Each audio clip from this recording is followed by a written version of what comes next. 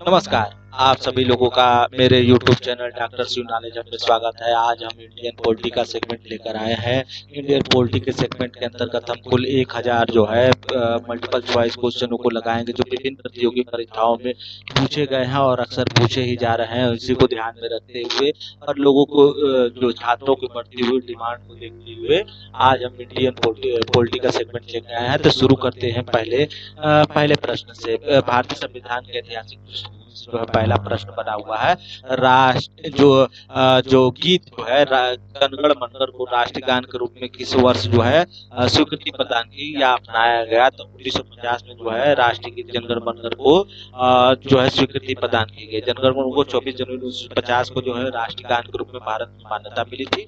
पहली बार जो राष्ट्रीय गान जो है 27 दिसंबर सन 1911 को जो कलकत्ता में कांग्रेस का अधिवेशन हुआ था उसमें पहली बार जो है राष्ट्रीय गान को गाया गया था। राष्ट्रीय गान को गाने में कुल जो है नॉर्मली जो है 52 सेकंड लगते हैं। अगर संक्षिप्त रूप में गाया जाए तो 20 सेकंड में ही राष्ट्रीय गान को जो है पूरा किया जा सकता है। राष्ट्रगान को कितने समय में गाया जा सकता है? तो 4 विकल्प दिए हैं, 55, 52, 60 और 90। तो 52 सेकंड जो है राष्ट्रीय गान को गाने में जो है लगते हैं। भारत का राष्ट्रीय गान सबसे पहले कहाँ गाया गया था? तो 1911 में जो है कलकत्ता में जो है भारतीय राष्ट्रीय कांग्रेस का अधिवेशन में जो है पहली बार राष्ट्रीय गान को गाया गया था। क्वेश्चन नंबर 4 पे आते हैं। तो क्वेश्चन नंबर 4 का है जो है कि भारत का अंतिम वायसराय कौन था? तो भारत का अंतिम वायसराय जो थे लॉर्ड माउंटबेटन थे। इनका कार्यकाल जो रहा 23 मार्च 1947 से लेकर 15 अगस्त 1947 के बीच का रहा। इस दौरान जो है जो लॉर्ड माउंटबेटन है यह भारत के जो है अंतिम गवर्नर जनरल रहे। इनके कार्यकाल में भारतीय स्वतंत्रता अधिनियम पारित किया गया जिसके तहत जो है भारत और पाकिस्तान दो जो है डोमिनियन स्टेट बनकर सामने आए। क्वेश्चन नंबर 5 पे आते हैं। भारतीय संविधान सभा के सदस्यों ने भारत संविधान का प्रारूप तैयार किया था। तो विभिन्न प्रांतों की विधान सभाओं द्वारा जो चयनित लोगों थे उनके द्वारा जो है संविधान सभा के को एक बार फिर से पढ़ लेते हैं। संविधान सभा के सदस्यों ने भारत के संविधान का प्रारूप तैयार किया था। वे थे तो पूछ रहा है संविधान सभा के सदस्यों को विभिन्न विषय में। तो विभिन्न प्रदेशों के जो विधान सभाएं थी उनसे जो है स्टेट असेंबली थे उनसे वो जो वो चुने गए थे। ठीक, तो क्वेश्चन नंबर जो विकल्प संख्या जो होगा सी जो होगा। क्वेश्चन नंबर 6 पर आते हैं। क्वेश्चन नंबर 6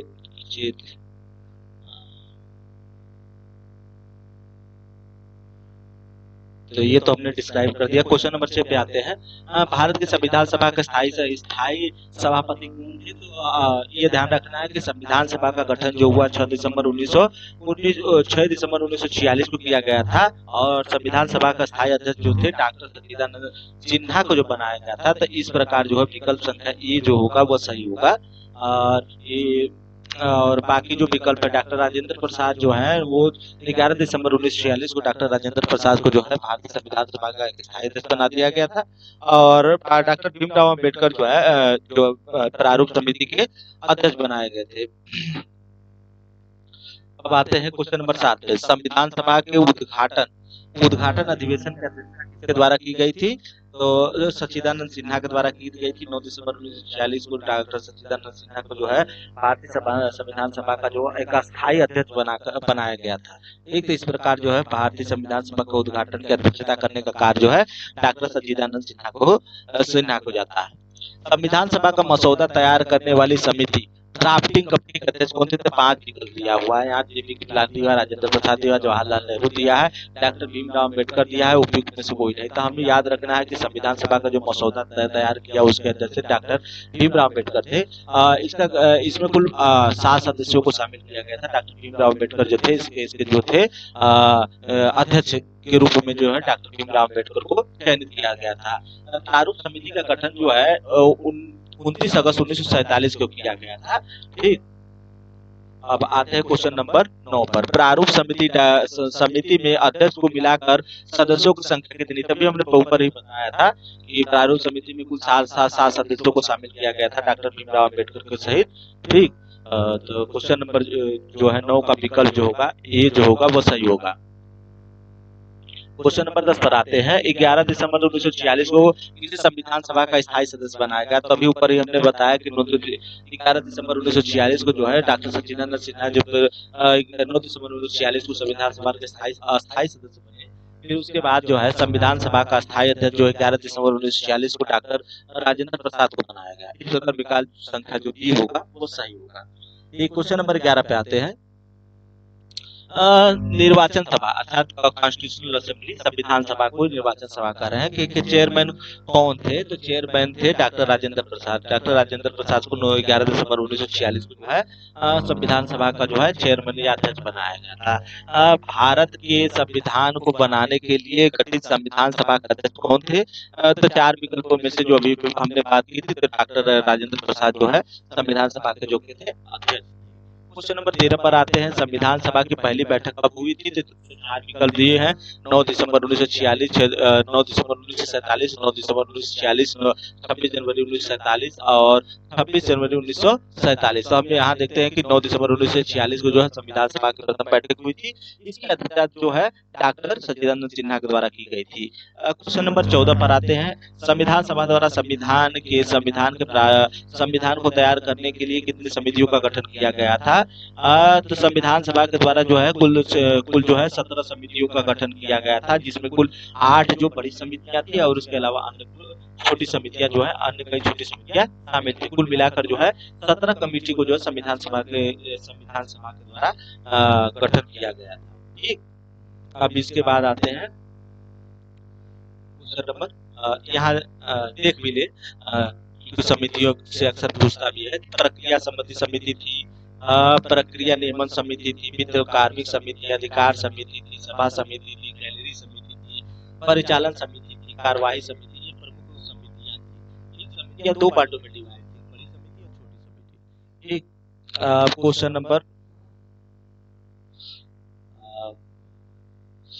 हिंदी अनुवाद समिति, उर्दू अनुवाद समिति, भारतीय स्वतंत्रता अधिनियम प्रभाव समिति, उसके बाद विषय सभा द्वारा गठित समितियां जैसे रियासी समझौता समिति, मूल अधिकार समिति, अल्पसंख्यक समिति, असम के 12 समिति, उत्तर पूर्व सीमा समिति, उत्तर पूर्व सीमा समिति, संघ की शक्ति से संबंधित समिति, प्रांत संविधान से संबंधित समिति, प्रारूप समिति, वित्तीय प्रावधान विशेषज्ञ समिति, मुख्य आयुक्त के प्रांतों से संबंधित समिति, उसके बाद संविधान प्रारूप परीक्षण समिति, संघीय संविधान से संबंधित समिति, राष्ट्रीय ध्वज स्थायी समिति, उच्चतम न्यायालय की अस्थायी समिति, भाषाई प्रांतों से संबंधित समिति और परामर्श समिति।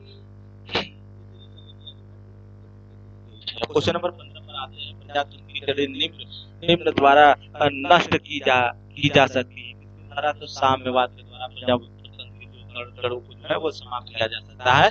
साम्यवाद जो है एक जो है क्या कहते हैं, साम्यवाद जो है एक ऐसी फिलॉसफी है जो किसी व्यक्ति विशेष में जो है पावर को जो है सेंट्रलाइज करने की बात करती है, जिसमें व्यक्ति के जो है पावर को, अधिकार को, राइट को जो है ना के बराबर देकर किसी व्यक्ति विशेष को जो है बढ़ावा देने की बात करती है। प्रकार के आइडियोलॉजी को बढ़ावा देती है।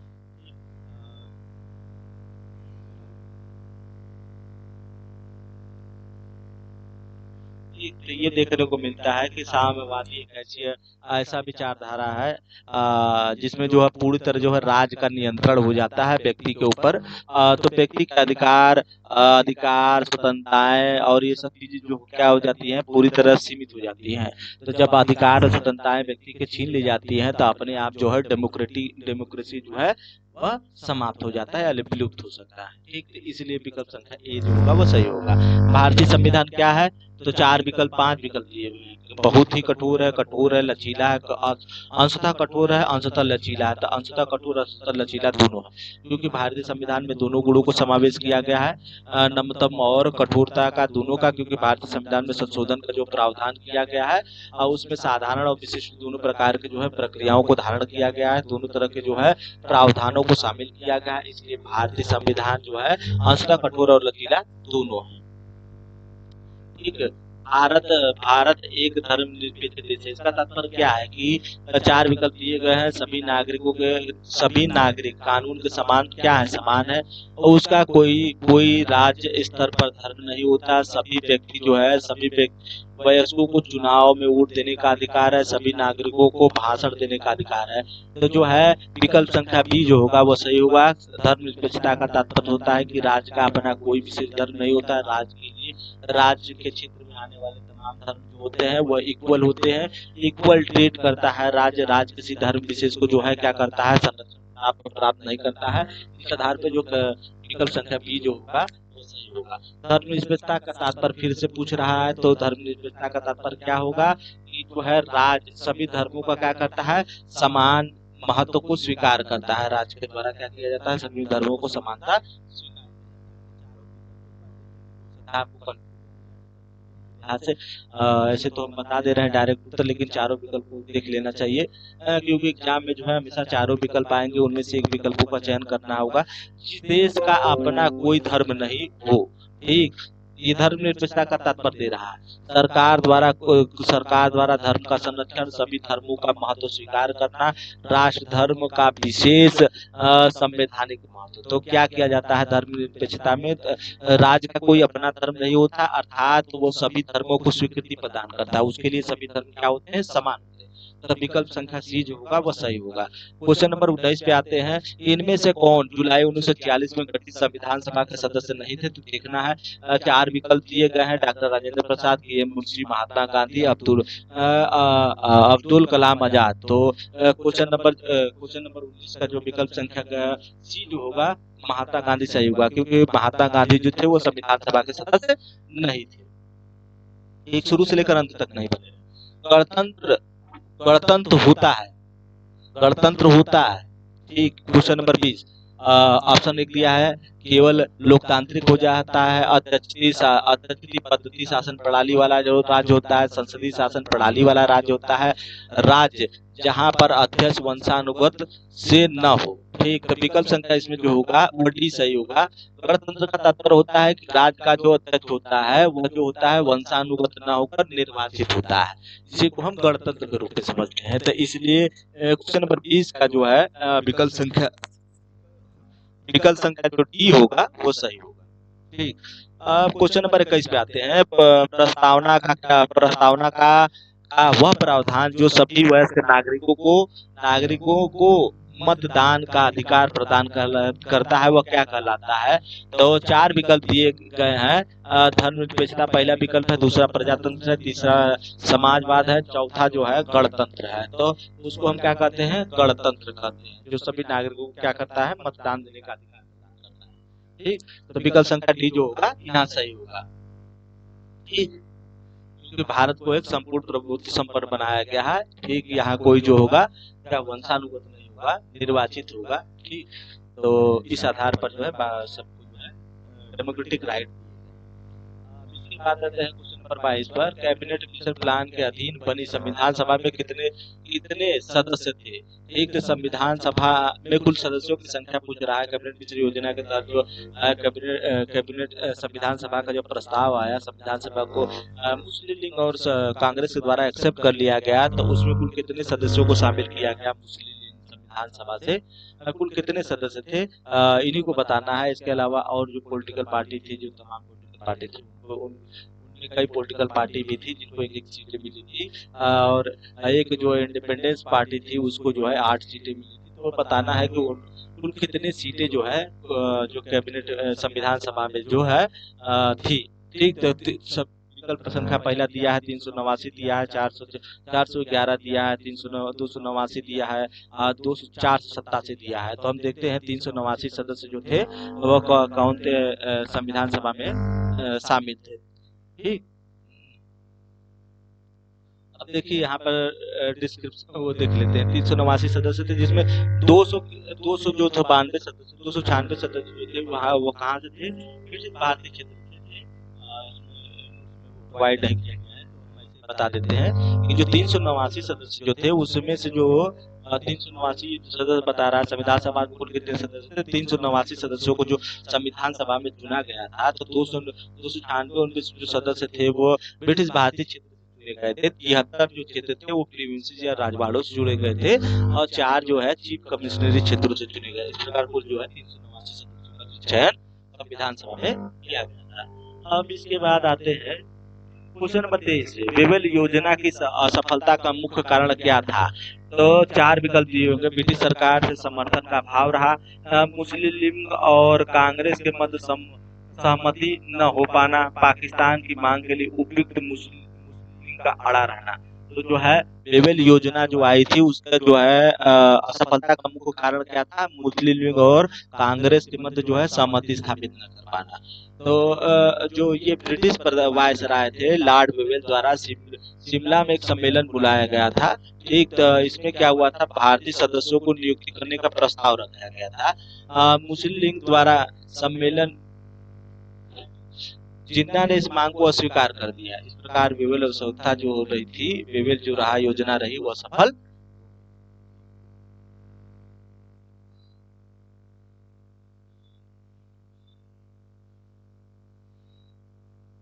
तो वेवेल योजना जो थी उसमें जो वायसराय की काउंसलिंग होती थी उसमें जो सदस्य संख्या का कभी 16 रहता था, कभी 5 रहता था, कभी 4 रहता था। वो जो काउंसलिंग परिषद थी, वायसराय की सहायता के लिए एक परिषद का गठन किया जाता था। तो उसमें सदस्यों के चयन का प्रावधान था कि उसमें भारतीयों को भी शामिल किया जाएगा। तो उसको जो है मुस्लिम लीग के द्वारा जो है अस्वीकार कर दिया जाता है। अस्वीकार कर देने के कारण जो है यह जो योजना वेवेल योजना रहती है, क्या होती है? वह असफल हो जाती है या रिजेक्ट हो जाती है। ठीक, अब क्वेश्चन नंबर 24 पे आते हैं। तो क्वेश्चन नंबर 24 दिया है, निम्नलिखित में से कौन कौन भारत की संविधान निर्माता सभा में संवैधानिक सलाहकार थे? तो 4 विकल्प दिया हुआ। पहला दिया है शीतलवाड़, दूसरा दिया है के मुंशी, तीसरा दिया है जवाहरलाल नेहरू, चौथा दिया है बी एन राव। तो जो संविधान सभा की जो संवैधानिक सलाहकार समिति थी उसके अध्यक्ष जो थे, संवैधानिक सलाहकार जो थे वो कौन थे? बी एन राव थे। एक बी एन राव को ही था कि संविधान से जो संबंधित जो संवैधानिक जो सलाह होगी वह देने का कार्य किसका था? तो इनका था, बी एन राव का था। संविधान सभा के निर्माण में निम्न में से कौन से दल शामिल नहीं थे? अब ये बताना है आपको। तो देखिए इसमें 4 विकल्प दिए गए हैं, भारतीय राष्ट्रीय कांग्रेस, मुस्लिम लीग, साम्यवादी दल और चौथा दिया हिंदू महासभा। तो देखते हैं कि तीनों शामिल थे, हिंदू महासभा शामिल नहीं थी इसमें। भारतीय राष्ट्रीय कांग्रेस, मुस्लिम लीग और साम्यवादी दल। ठीक, अब इसके बाद देखिए ये शामिल थे। ठीक, तो देखिए भारतीय राष्ट्रीय कांग्रेस को कितनी सीटें मिली थी? 208 सीटें मिली थी। 73 सीटें जो है मुस्लिम लीग को मिली थी, जो हमने पहले बताया। ठीक है, मुस्लिम लीग को जो है 73 सीटें मिली और कांग्रेस को जो है 208 सीटें मिली। ठीक, क्षेत्रीय आधार पर 296 सीटें मिली थी भारतीय ब्रिटिश अधिकृत क्षेत्र को, और 93 जो है देशी रियासतों को मिली थी। ठीक, अब क्वेश्चन नंबर 26 पे आते हैं। निम्न में से कौन सा दल भारतीय संविधान से संबद्ध नहीं है? इसमें 4 विकल्प दिए हैं। तो संविधान सभा से पूछ रहा है कि कौन से जो है दल वह शामिल नहीं था संविधान सभा में। अनुसूचित जाति संघ ये शामिल था, ठीक, कम्युनिस्ट पार्टी संघ ये भी शामिल था, हिंदू महासभा भी शामिल नहीं थी। इसलिए विकल्प संख्या जो होगा बी जो होगा वो गलत है। ठीक, अब आते हैं किस राजनीतिक दल की स्थापना स्वतंत्रता से पूर्व की गई थी? इसमें 4 विकल्प दिए गए हैं। जनसंघ दिया गया, स्वतंत्रता पार्टी दी गई है, और उसके बाद भारत का साम्यवादी दल दिया है। तो पूछ रहा है किस राजनीतिक दल की स्थापना स्वतंत्रता से पूर्व हुई थी? ठीक, तो राजनीतिक दल की बात कर रहा है, इसको यहाँ ये ध्यान रखना है। तो राजनीतिक दल में जो होगा वो होगा भारत का साम्यवादी दल की जो है स्थापना जो है स्वतंत्रता से पूर्व हुई थी। ठीक, अब जनसंघ की स्थापना जो 1951 में हो गई, स्वतंत्रता पार्टी की स्थापना 59 में हो गई, और साम्यवादी दल की स्थापना 1925 में होती है। तो इस प्रकार जो है भारतीय साम्यवादी दल की स्थापना जो होती है वो स्वतंत्रता से पूर्व हो जाती है। अब आता है भारत का संविधान खाली स्थान 1950 को लागू हुआ। तो 26 जनवरी 1950 को जो है ये लागू हुआ। ये तो इतना पता ही रहना चाहिए हम लोगों को। तो 26 जनवरी 1950 को लागू हुआ, इसलिए इसको विकल्प नहीं बताया। ठीक, तो इसी दिन जो है 26 नवंबर सन 1949 को क्या किया गया था, भारतीय संविधान को जो है अंगीकार किया गया था। और इसी दिन जो है भारतीय संविधान सभा के द्वारा जो बनाया गया था संविधान, उनके जो है प्रावधान, ज्यादातर प्रावधान जो है वो इम्प्लीमेंट कर दिए गए थे। बाकी शेष जो प्रावधान थे वो क्या किए गए, 26 जनवरी सन 1950 को लागू किए गए। ठीक, अब आते हैं क्वेश्चन नंबर जो है 29। भारत का संविधान कब लागू हुआ? तो भारत का संविधान जो है चार विकल्प दिए हुए हैं, 9 अगस्त 1942, 15 अगस्त 1947, 26 नवंबर 1949 और 26 जनवरी 1950। तो भारत का संविधान जो है 26 जनवरी 1950 को लागू हुआ था। 1949 को जो है भारतीय संविधान को अंगीकार किया गया था। इस प्रकार जो है क्वेश्चन नंबर 29 का जो है विकल्प संख्या डी जो होगा वो सही होगा। क्वेश्चन नंबर 30 पर आते हैं। भारत एक संप्रभु लोकतंत्रात्मक गणराज्य बना, तो ये पूछ रहा है कि भारत को संप्रभु गणराज्य कब घोषित किया गया। तो भारत को जो है एक संप्रभु गणराज्य जो है, चार विकल्प दिए गए, 15 अगस्त 1947, 30 जनवरी 1948 और दूसरे विकल्प संख्या सी दिया 26 जनवरी 1950 और विकल्प संख्या डी दिया 26 नवंबर सन 1929। तो विकल्प संख्या सी जो होगा वो जो होगा 26 जनवरी 1950 जो होगा वो सही होगा, क्योंकि 26 जनवरी 1950 को ही भारत को एक संप्रभु लोकतंत्रात्मक गणराज्य घोषित किया गया और भारतीय संविधान को इम्प्लीमेंट किया गया।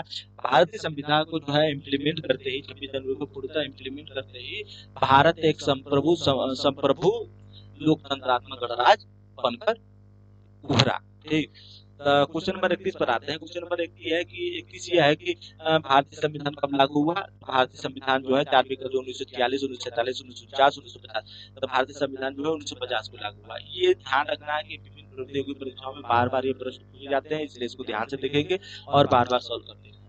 ठीक, तो क्वेश्चन नंबर आते हैं 32 पर। हमारे देश का संवैधानिक नाम क्या है? हमारे देश का संवैधानिक नाम है भारत अर्थात इंडिया। भारतीय संविधान के अनुच्छेद 1 में कहा गया है भारत अर्थात India, India that is Bharat. ठीक, ठीक, ये कहा गया है। ठीक, भारतीय संविधान के अनुच्छेद। अब उसके बाद क्वेश्चन नंबर 31 पर आते हैं। स्वतंत्र भारत के प्रथम कानून मंत्री कौन थे? तो पहला दिया ऑप्शन दिया जवाहरलाल नेहरू, दूसरा ऑप्शन दिया वल्लभ भाई पटेल, चौथा दिया, तीसरा दिया है मौलाना अब्दुल आजाद कलाम और चौथा दिया है बी.आर. अम्बेडकर। तो भारतीय संविधान कानून मंत्री के रूप में जो है डॉक्टर भीमराव अम्बेडकर को जो है बनाया गया था, इसलिए विकल्प संख्या डी जो होगा वो सही होगा। निम्नलिखित में से भारतीय संविधान के ऊपर सबसे अधिक किसका प्रभाव पड़ा था? तो आप चार विकल्प दिए, 1935 का दिया है भारत शासन अधिनियम 1935, यूएसए का संविधान, ब्रिटेन का संविधान, यूएन का चार्टर। तो भारतीय संविधान पर जो है सबसे ज्यादा जो है प्रभाव जो है 1935 के चार्टर अधिनियम का पड़ा था, क्योंकि 1935 के चार्टर का अधिनियम की जो है लगभग 200 से ज्यादा जो धाराएं रही उनको जो है भारतीय संविधान में जस का तस उठा कर रख लिया। इस प्रकार हम कह सकते हैं कि भारतीय संविधान पर जो है सबसे ज्यादा जो प्रभाव पड़ा वो भारत शासन अधिनियम 1935 का पड़ा। अब उसके बाद आते हैं क्वेश्चन नंबर 35। भारत की संविधान की संरचना की परिकल्पना का उद्भव सबसे पहले कहाँ हुआ? इसमें चार विकल्प दिए हुए, जो भारत की संविधान की संरचना की परिकल्पना का उद्भव सबसे पहले कहाँ हुआ ये देखना है। संविधान की संरचना पूछ रहा है, भारत में पूछ रहा है। संविधान की संरचना की परिकल्पना का उद्भव सबसे पहले कहाँ हुआ? तो फ्रांस दिया है, दूसरा स्वीडन दिया है, तीसरा ब्रिटेन दिया है और चौथा जो है जापान दिया है। तो सबसे पहले जो है संविधान की परिकल्पना जो है वो ब्रिटेन में की गई। हालांकि जो है ब्रिटेन में जो है अलिखित संविधान को जो है धारण किया गया है। अगर कॉन्स्टिट्यूशनल डेमोक्रेटिक रूप से देखा जाए रिटन कॉन्स्टिट्यूशन की बात की जाए तो सबसे पहले जो है अमेरिका में जो है क्या किया गया, ये जो है कॉन्स्टिट्यूशन को अपनाया गया है, लिखित संविधान को अपनाया गया है। इस देश ने सबसे पहले जो है विश्व को लिखित संविधान दिया। तो चार विकल्प अभी हम ऊपर ही बताए हैं कि वो जो है अमेरिका है। तो विकल्प संख्या जो होगा ए जो होगा वो सही होगा कि सबसे पहले जो विश्व को लिखित संविधान देने वाला अगर कोई राज्य है तो संयुक्त राज्य अमेरिका है।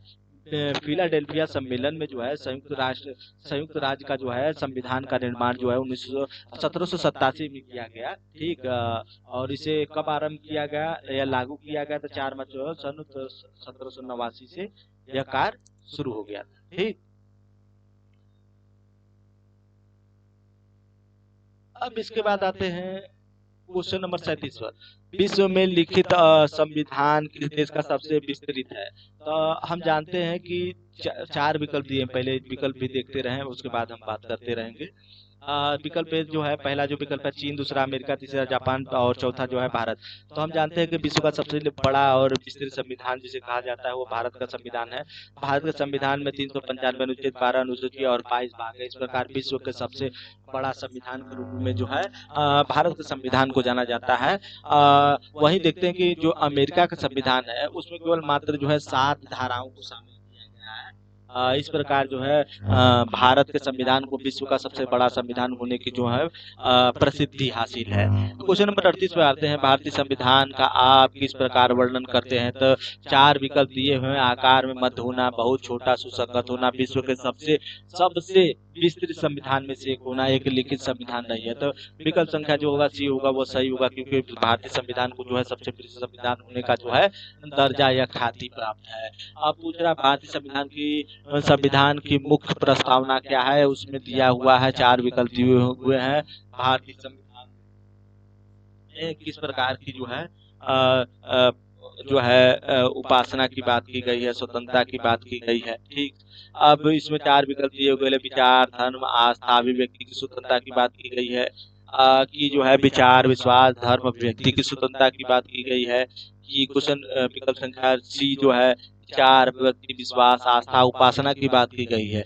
अब विकल्प डी विचार, विश्वास, धर्म, आस्था और पूजा की बात की गई है। तो हम देखते हैं कि विचार, विश्वास, धर्म और अभिव्यक्ति की स्वतंत्रता की बात की गई है भारतीय संविधान में। भारतीय संविधान में चार प्रकार के जो है स्वतंत्रताओं की बात कही गई है, जिनमें विचार, विश्वास, धर्म और अभिव्यक्ति शामिल है। इसलिए जो है विकल्प संख्या जो होगा वो भी सही होगा। ठीक, अब क्वेश्चन नंबर 24 पर आते हैं, सर्वोच्च न्यायालय ने किस मुकदमे में यह बनाए रखा कि प्रस्तावना संविधान का भाग नहीं है?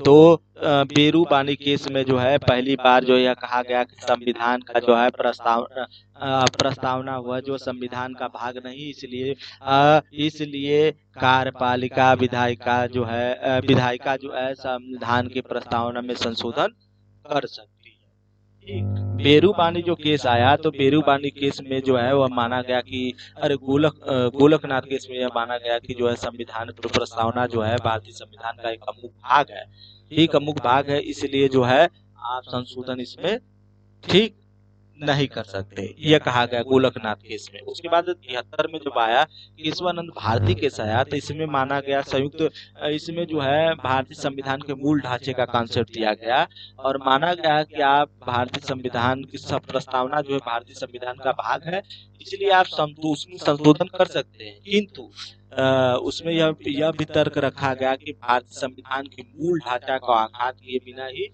आप जो भारतीय संविधान कर सकते हैं। इसलिए विकल्प संख्या ये जो होगा बेरूबानी विवाद जो है वो विकल्प संख्या ये सही होगा। अब आते हैं क्वेश्चन नंबर 41 पर, स्वतंत्रता प्राप्ति के पश्चात भारतीय राष्ट्रीय कांग्रेस का पहली बार विभाजन कब किया गया?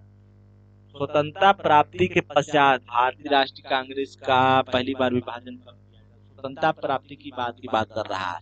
ठीक, तो स्वतंत्रता प्राप्ति के बाद जो है भारतीय राष्ट्रीय कांग्रेस का पहली बार विभाजन जो है 1969 में किया गया। ठीक, ये याद रखना है। क्वेश्चन नंबर 41 का जो है ये जो है वो विकल्प जो है इसी में जो है इंदिरा आई जो है भारतीय राष्ट्रीय कांग्रेस आई के रूप में जो है उभर कर आया था। ठीक, क्वेश्चन नंबर 42 भारत शासन व्यवस्था में एक प्रतिनिधि और लोकप्रिय घटक को सम्मिलित करने का प्रथम प्रयास किसके द्वारा किया गया? भारतीय शासन व्यवस्था में एक प्रतिनिधि और लोकप्रिय घटक को सम्मिलित करने का प्रावधान किसके द्वारा किया गया? तो चार विकल्प है, भारतीय परिषद अधिनियम 1961, भारतीय परिषद अधिनियम 1892, भारतीय परिषद अधिनियम 1909, भारतीय परिषद अधिनियम 1919। एक भारतीय परिषद अधिनियम जो है 1961 के द्वारा जो है भारत में जो है एक प्रतिनिधि और लोकप्रिय घटक को सम्मिलित करने का प्रयास किया गया। ठीक, कुल मिला जुला कर ये कह सकते हैं कि भारतीय परिषद अधिनियम 1961 के द्वारा जो है गैर सरकारी सदस्यों को भी विधायिका में जो है प्रतिनिधित्व देने की बात। ठीक, अब आता है क्वेश्चन नंबर 43। तब पूना समझौता ने सांप्रदायिक बचाव का आयोजन को विफल कर दिया। ठीक, और कथन है और कारण क्या है? इसने अनुसूचित जाति या जनजाति के लोगों के लिए संसद और राज्य विधानसभाओं में सीटों के आरक्षण की मांग को प्रशस्त किया। तो क्वेश्चन नंबर ए और आर दोनों सही। ठीक, तो क्वेश्चन ए और आर जो है कथन और कारण दोनों सही है। ठीक, तो इस प्रकार जो है विकल्प संख्या जो ए होगा वो सही होगा। ठीक, देखिए क्या होता है, पूना जो समझौता होता है वो जो होता है पूना समझौता जो होता है वो डॉक्टर भीमराव अंबेडकर और महात्मा गांधी के बीच होता है, जिसमें 1932 में होता है। इसमें क्या होता है, अनुसूचित जाति और जनजाति के लोगों सीटों के आरक्षण की बात होती है। तो पहले जो है मैकडोनाल्ड जो रहता है, मैकडोनाल्ड जो रहता है वो सांप्रदायिक आधार पर जो है अनुसूचित जाति और जनजातियों के लिए क्या करता है, पृथक निर्वाचन की बात करता है। पृथक निर्वाचन का प्रावधान मतलब ये होता है, इसमें जो होगा दलित दलित को चुनेंगे, जनजाति जनजाति कम्युनिटी के लोग जो होंगे वो जनजाति कम्युनिटी का जो है चुनाव करेंगे। इसी को जो है सांप्रदायिक प्रतिनिधित्व प्रणाली या सांप्रदायिक पंचायत के नाम से हम लोग जानते हैं। मैकडोनाल्ड, याद रखिएगा यह नाम बहुत इंपॉर्टेंट है। तो यह प्रावधान लेकर आया था। तो इसके अगेंस्ट में जो है महात्मा गांधी जो है वो अनशन पर बैठते हैं। महात्मा गांधी को मनाने के लिए डॉक्टर भीमराव अंबेडकर जो है वो जाते हैं और उनके महात्मा गांधी और अंबेडकर के बीच एक समझौता होता है, जिसके तहत जो है अनुसूचित जाति और जनजाति के लोगों को जो है संसद राज्य विधानसभाओं में आरक्षण या सीटों के सीटें आरक्षित करने के प्रावधान के आधार पर जो है सांप्रदायिक जो पंचायत का व्यवस्था रहता है उसको भी कर दिया जाता है। ठीक, ये जो होता है वो समाप्त कर दिया जाता है। ठीक, कि अब सीटें आरक्षित हो गई। सीट आरक्षित के बाद जो है ये जो मैकडोनाल्ड जो सांप्रदायिक पंचायत ले आता है उसको निरस्त कर दिया जाता है, क्योंकि अंबेडकर जो है गांधी के प्रस्ताव को स्वीकार कर लेते हैं और अपने प्रस्ताव रखते हैं, गांधी आते हैं क्वेश्चन नंबर 44 पे। निम्न में से कौन सा भारत में समस्त ब्रिटिश संवैधानिक प्रयोगों में से सबसे अल्पकालिक सिद्ध हुआ? तो इसमें चार विकल्प दिए गए हैं। Government of India act 1919, the Indian council act 1909, the east India act 1774, government of India act 1935। तो क्या पूछ रहा है इसमें? यह पूछ रहा है भारत में समस्त ब्रिटिश संवैधानिक प्रयोगों सबसे अल्पकालिक रहा। एक अल्पकालिक रहा, ये ध्यान में रखना है कि सबसे कम समय तक रहा। ठीक, तो जो ईस्ट इंडिया एक्ट जो था 1774, ये जो सबसे अल्पकालिक रहा। 1773 का रेगुलेटिंग एक्ट आता है। 1773 के रेगुलेटिंग एक्ट के बाद आता है जो नया जो संविधान जो ब्रिटिश गवर्नमेंट के द्वारा एक नया संवैधानिक सुधार किया जाता है। या कह सकते हैं कि नया सुधार किया जाता है, अपने प्रावधानों में नया सुधार किया जाता है। तो 1771 का जो 1781 का एक नया प्रोविजन लिया जाता है। फिर उसके बाद जो है 1784 का एक एक्ट आता है, जो ब्रिटिश गवर्नमेंट एक्ट बनाती है उस कमियों को सुधार करने के लिए 1784 का। ठीक उसी के बाद जो है एक वर्ष बाद जो है 1786 का जो है एक्ट पारित होता है।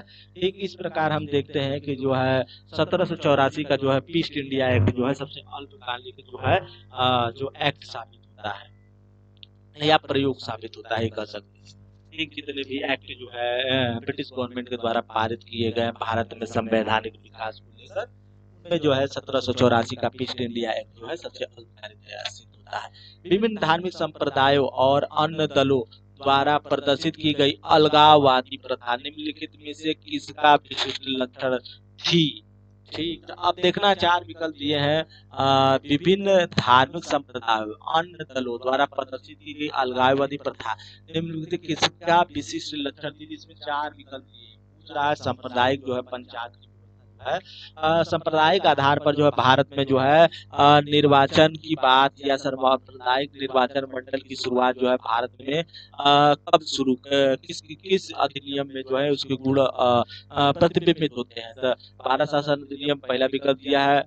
भारत शासन अधिनियम जो है भारतीय परिषद अधिनियम 1971, भारतीय शासन अधिनियम जो है 1919 भारत सरकार अधिनियम जो है 1935, भारतीय स्वतंत्रता अधिनियम 1947। तो हम देखते हैं 1919 का जो है भारतीय शासन अधिनियम जो है मार्लो मिंटो जो एक्ट लाया जाता है, अधिनियम लाया जाता है, इसी के द्वारा भारत में जो है सांप्रदायिक निर्वाचन की प्रणाली की शुरुआत हो जाती है। इसी को विस्तार करते हुए 1919 में जो है सिखों तक जो है इसको विस्तार कर दिया जाता है। ठीक, इसके बाद 1935 में जो है इसमें जो है दलितों महिलाओं को भी जो है शामिल कर लिया जाता है। तो इस प्रकार जो है सांप्रदायिक पंचायत की व्यवस्था का जो है और अधिक विस्तार देखने को मिलता है। तो उस समय हम देखें तो 1919 का जो प्रावधान था उसमें ही जो है सांप्रदायिक जो है या अलगाववाद के लक्षण देखने को मिलते हैं, जिसमें जो है पृथक निर्वाचन मंडल से अवकाश पृथक निर्वाचन मंडल ये मतलब ये है कि मुसलमानों के द्वारा ही क्या किया जाएगा, चुना जाएगा। मुसलमान प्रतिनिधियों को मुसलमान लोग के द्वारा ही जो है चयनित किया जाएगा। इसे पृथक निर्वाचन मंडल का प्रावधान कहा गया। ठीक, ये अब यह प्रयोग जो है डिफरेंट कम्युनिटियों पर धीरे धीरे इम्प्लीमेंट किया गया ब्रिटिश गवर्नमेंट के द्वारा समय समय। अब आते हैं क्वेश्चन नंबर 46 पर। निम्नलिखित में से किसका सबसे अधिक प्रभाव भारतीय संविधान के आपातकाल उपबंध के ऊपर पड़ा है? तो 4 विकल्प दिए हैं। भारत शासन अधिनियम 1936, जर्मनी का वाइमर संविधान, तीसरा विकल्प दिया है संयुक्त राज्य अमेरिका का संविधान, और विकल्प डी दिया है कनाडा का संविधान। तो हम देखते हैं भारतीय संविधान पर जो आपातकालीन जो उपबंध धारण किए गए हैं उसका जो है जर्मनी के वाइमर संविधान से जो है सबसे अधिक प्रभाव पड़ता है, क्योंकि भारत में जो आपातकालीन उपबंध लिए गए हैं वो जर्मनी के वाइमर संविधान से ही लिए गए हैं। इस प्रकार जो है विकल्प संख्या जो होगा वो बी जो होगा वो सही होगा। अब क्वेश्चन नंबर जो आता है 47 पे आते हैं। अनुपातिक प्रतिनिधित्व ऐसे देश के लिए आवश्यक नहीं है जहां खाली स्थान बताना है क्या? आरक्षित, क्वेश्चन नंबर विकल्प 1 दिया है आरक्षित निर्वाचन क्षेत्र नहीं है। 2 पार्टी से सिद्धांत विकसित है।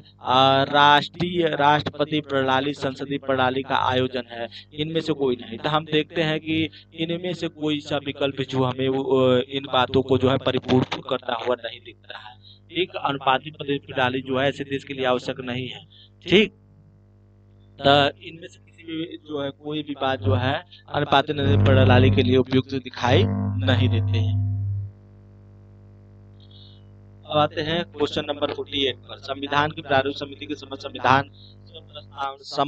संविधान की प्रारूप समिति के समक्ष प्रस्तावना को किसने प्रस्तावित किया था? तो 4 विकल्प में बी.आर. अम्बेडकर, वी.एन. राव, महात्मा गांधी और जवाहरलाल नेहरू। तो हम देखते हैं कि 13 दिसंबर 1946 को जो है पंडित जवाहरलाल नेहरू द्वारा जो है भारतीय संविधान की प्रस्तावना रखी गई। प्रस्तावना का अर्थ यह था कि यह संविधान का एक मसौदा था कि भारतीय संविधान का जो होगा वो ढांचा कैसा होगा, संवैधानिक ढांचा कैसा होगा, उसका दर्शन क्या होगा, उसके प्रारूप को जो है पंडित जवाहरलाल नेहरू द्वारा एक भारतीय संविधान की प्रस्तावना के रूप में संविधान सभा में प्रस्तुत किया गया था। यहाँ तो इस प्रकार जो होगा विकल्प डी जो होगा वह सही विकल्प होगा। क्वेश्चन नंबर जो है अब आते हैं हम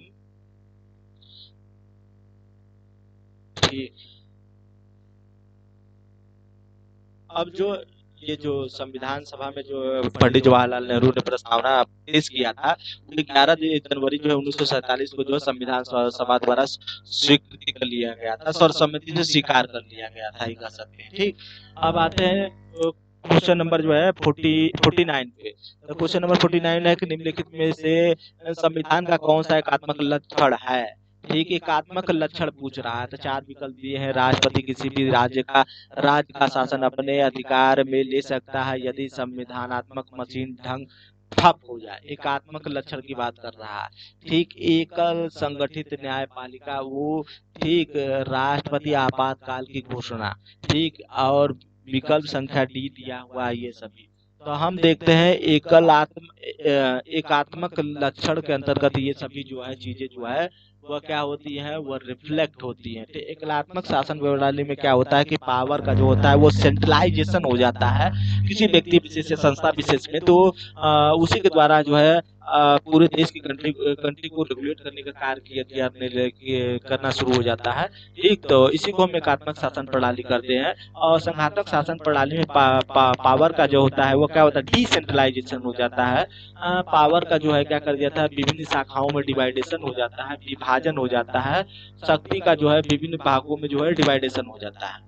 शक्ति का विभाजन ही जो है वो क्या करता है, संघात्मक शासन प्रणाली को जो है रिफ्लेक्ट करता है। इस प्रकार यहाँ जो एकात्मक शासन प्रणाली के लक्षण की बात करेंगे तो हम यहाँ ये देखते हैं कि उस जो है शक्ति का जो है केंद्रीकरण देखने को मिलता है। तो हम देखते हैं कि राष्ट्रपति क्या कर सकता है, आपातकाल की घोषणा करता है। एकल संगठित न्यायपालिका है भारत में, और राष्ट्रपति जो क्या कर सकता है, राज्य में जब शासन प्रचलित ठप हो जाती है तो क्या कर सकता है, वहाँ आपातकाल लगा देता है। इस प्रकार जो है ये जो है सभी जो है एकात्मक शासन प्रणाली के जो है वो रिफ्लेक्ट करने का कार्य कर रहे हैं। तो अब पूछ रहा है, क्वेश्चन नंबर 50 पर आते हैं। प्रस्तावना में उपयोग किए गए शब्द समाजवाद और धर्मनिरपेक्षता किस संविधान के, पूछ रहा है किसके द्वारा जोड़े गए मिलाकर। ठीक, तो विकल्प एक किया है मूल प्रस्तावना के भाग थे। ठीक, 29वें संविधान संशोधन द्वारा जोड़े गए, 42वें संवैधानिक संशोधन द्वारा जोड़े गए, 44वें संवैधानिक संशोधन द्वारा जोड़े गए। तो भारतीय संविधान में जो है 3 शब्द जोड़े गए। ठीक, समाजवादी, पंथ निरपेक्ष और ठीक समाजवादी, पंथ निरपेक्ष और अखंडता शब्द जोड़ा गया। ठीक, तो इस प्रकार जो है 42वें संवैधानिक संशोधन 1976 द्वारा भारतीय संविधान में जो है ये शब्द, ये टर्मोलॉजी, 3 टर्मोलॉजी जोड़े गए, जिनमें से 2 टर्मोलॉजी पूछा है, समाजवादी और धर्मनिरपेक्ष। ठीक, तो इसलिए जो होगा विकल्प संख्या जो होगा वो सी जो होगा, 42वें संवैधानिक संशोधन द्वारा भारतीय संविधान में जो है ये टर्मोलॉजी जोड़ी गई। एक 51 पर आते हैं। निम्नलिखित में से कौन भारत को एक धर्मनिरपेक्ष राज्य बताता है? तो 4 विकल्प दिए गए हैं। तो मूल अधिकार, नवी अनुसूची, राज्य के निर्देशक तत्व और संविधान की प्रस्तावना। तो विकल्प संख्या जो है वह डी जो होगा वह सही होगा। विकल्प संख्या डी क्यों सही होगा, क्योंकि 42वें संवैधानिक संशोधन 1976 द्वारा भारतीय संविधान की प्रस्तावना में धर्मनिरपेक्षता शब्द जोड़ा गया। इस प्रकार जो होगा विकल्प संख्या डी जो होगा वह सही होगा। ठीक, अब क्वेश्चन नंबर 52 पर आते हैं। भारतवर्ष ने एक बलशाली केंद्र के साथ संघीय पद्धति की शासन प्रणाली धारण कहाँ से की है, कुल मिलाकर ये पूछ रहा है। मतलब भारत में संघीय शासन प्रणाली के साथ एकात्मक शासन प्रणाली के गुणों को कहाँ से धारण किया गया है, अर्थात यूनियन ऑफ द स्टेट, अपने यहाँ फेडरल का कॉन्सेप्ट लिया गया है।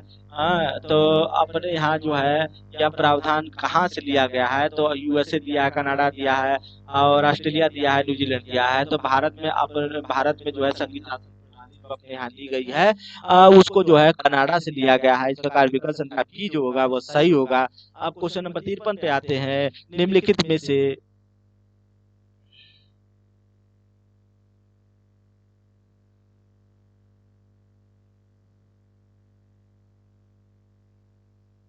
क्वेश्चन नंबर 53 पे आते हैं। ठीक, अब क्वेश्चन नंबर 53, निम्नलिखित में से कौन एक विशिष्ट संविधान निर्माताओं के द्वारा संयुक्त राज्य अमेरिका के संविधान से लिया गया है? अब पूछ रहा है इनमें से 4 विकल्प है, इनमें से कौन सा जो संविधान जो है जो भारतीय संविधान में संयुक्त राज्य अमेरिका के संविधान से लिया है? तो न्यायिक पुनर्विलोकन दिया है, मूलभूत अधिकार दिया है अर्थात फंडामेंटल राइट दिया है, संयुक्त न्यायालय के न्यायाधीशों की बर्खास्तगी का जो प्रावधान भारतीय संविधान में डाला गया है वो कहाँ से लिया गया? तो ये तीनों के तीनों जो प्रावधान है वो भारतीय संविधान में संयुक्त राज्य अमेरिका से लिए गए थे। इस प्रकार जो विकल्प संख्या डी जो होगा वो पूर्णतः सही होगा। ठीक, अब इसके अलावा ये भी देख लेते हैं कि अक्सर ये पूछता है, इसलिए ये भी देख लेते हैं कि और कौन कौन से जो प्रावधान जो है संयुक्त राज्य अमेरिका से भारतीय संविधान में जो है लिए गए हैं। तो संविधान की सर्वोच्चता, न्यायपालिका की स्वतंत्रता, राष्ट्रपति का निर्वाचन, महाभियोग, उपराष्ट्रपति का पद, राज्यसभा का पदेन सभापति बनाए रहना, उच्च न्यायालय उच्चतम न्यायालय के न्यायाधीश को हटाने का प्रावधान संयुक्त राज्य अमेरिका के संविधान से प्रेरित है। ठीक, तो इन बातों को ध्यान में रखना है कि भारतीय संविधान में ये प्रावधान जो है संयुक्त राज्य अमेरिका के संविधान से लिए गए हैं। अब आते हैं 54 पे। 54 में क्या होता है? वर्ष 1947 के बाद निम्नलिखित में से किस राज्य को भारत के संघ के साथ बलपूर्वक मिला लिया गया? पूछ रहा 1947 के बाद जो है भारत में किस राज्य को जो है बलपूर्वक जो है अपने में मिला लिया गया? तो इनमें 4 ऑप्शन दिए गए हैं। हैदराबाद दिया है, कश्मीर है, पटियाला है और मंसूर है। तो यहाँ जो है हैदराबाद है, हैदराबाद को जो है 1947 में क्या किया गया था? बलपूर्वक अर्थात सैनिक कार्रवाई से मिला लिया गया था। ठीक, ये वल्लभ भाई पटेल जो थे रियासती मंत्री बनाए गए थे, रियासतों जो है अध्यक्ष बनाए गए थे, इन्हीं के द्वारा यह कार्रवाई की गई थी। ठीक, सैन्य कार्रवाई के द्वारा हैदराबाद को जो है 16 दिसंबर 1948 को जो है हैदराबाद को भारतीय संघ में शामिल कर लिया गया था। ठीक, उसके बाद जूनागढ़ और कश्मीर, कश्मीर को विलय पत्र से और जूनागढ़ को जो है प्रस्ताव से है भारत में शामिल किया। 3 राज्यों को जो है स्वतंत्रता के बाद शामिल किया गया था, तो उनमें ये 3 राज्य शामिल थे, जिसमें हैदराबाद जो था उसको सैनिक कार्रवाई के माध्यम से भारत में शामिल किया गया था। क्वेश्चन नंबर 55 पे आते हैं। भारतीय प्रशासनिक ढांचा का मॉडल निम्नलिखित में से किस देश से लिया गया है? तो 4 विकल्प दिए, संयुक्त राज्य अमेरिका, ग्रेट ब्रिटेन, रूस और कनाडा। तो जो है भारतीय प्रशासनिक ढांचा का जो मॉडल है वो ग्रेट ब्रिटेन से लिया गया है। ठीक, तो यहाँ जो होगा विकल्प संख्या जो होगा बी जो होगा वो सही होगा। अब आते हैं क्वेश्चन नंबर 56 पर। बिहार राष्ट्र भाषा परिषद पटना का गठन कब हुआ? अब ये इंपॉर्टेंट क्वेश्चन है, इसलिए इसको छोड़ देते हैं, ये नहीं पूछा जाएगा। ठीक,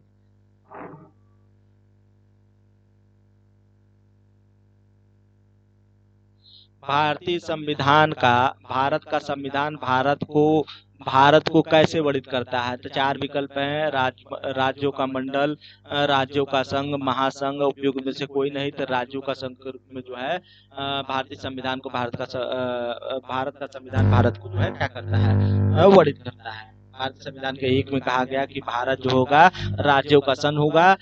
यूनियन ऑफ द स्टेट की बात कही गई है। इस प्रकार जो है विकल्प संख्या जो होगा बी जो होगा भारत राज्यों का संघ जो होगा वो सही होगा। सार्वजनिक हित याचिका की संकल्पना की शुरुआत कब की गई थी? पीआईएल की बात कर रहा था सर, भगवती शरण जो थी, इन समय में जो है पीआईएल की शुरुआत की गई थी। तो ये पूछ रहा है कि यह जो है शुरुआत संकल्पना कहाँ से शुरू हुई थी? तो विकल्प संख्या 1 दिया है यूनाइटेड किंगडम, दूसरा दिया है ऑस्ट्रेलिया, तीसरा दिया यूएसए, चौथा दिया कनाडा। तो जो पीआईएल की शुरुआत होती थी वो यूएसए से शुरू हुई है। भारत में जो है भगवती शरण के द्वारा जो है 84 1980 के दशक में, 1980-90 के दशक में जो है पीआईएल की शुरुआत होती है। अब उसके बाद आते हैं संविधान सभा के संबंध में निम्नलिखित में से कौन सा कथन सही है? इसमें से 4 विकल्प दिए गए। संविधान सभा यह वयस्क मताधिकार पर आधारित नहीं था, यह प्रत्यक्ष निर्वाचन से परिणामित हुआ, वह बहुदलीय निकाय था, वह कई समितियों के माध्यम से काम करता था। तो विकल्प संख्या जो होगा ए और 4 जो होगा वो सही होगा, क्योंकि यह जो है वयस्क मताधिकार पर आधारित नहीं था। और चौथा, यह कई समितियों के माध्यम से अपने कार्य कर रही है, बहुदलीय निकाय नहीं था, अप्रत्यक्ष निर्वाचन भी नहीं हुआ था। इनडायरेक्ट रूप से जो है क्या किया गया था, संविधान सभा के सदस्यों का चयन किया गया था। स्टेट असेंबलियों के माध्यम से जो है संविधान सभा के सदस्यों का चयन किया गया था। इस प्रकार जो है क्वेश्चन जो है 59 का जो है विकल्प संख्या 1 और 4 जो होगा वो 1 और 4 सही होगा, बाकी जो है सही। ठीक, अब क्वेश्चन नंबर 60 पे आते हैं। क्वेश्चन नंबर 60 क्या है? संविधान के उद्देशिका में वर्णित है। क्या क्या वर्णित है? यहाँ विकल्प दिए हुए हैं। समाजवादी धर्मनिरपेक्ष लोकतांत्रिक गणराज्य, समाजवादी धर्मनिरपेक्ष लोकतांत्रिक गणराज्य, प्रभुत्व संपन्न धर्मनिरपेक्ष गणराज्य। तो हम विकल्प संख्या बी लिखते हैं, समाजवादी धर्मनिरपेक्ष लोकतांत्रिक गणराज्य जो है यह विकल्प जो होगा वह पूर्णतः सही होगा, क्योंकि भारतीय संविधान में समाजवादी धर्मनिरपेक्ष लोकतांत्रिक गणराज्य के को शामिल किया गया है या रखा गया है। इस प्रकार यह विकल्प जो होगा वो सही होगा।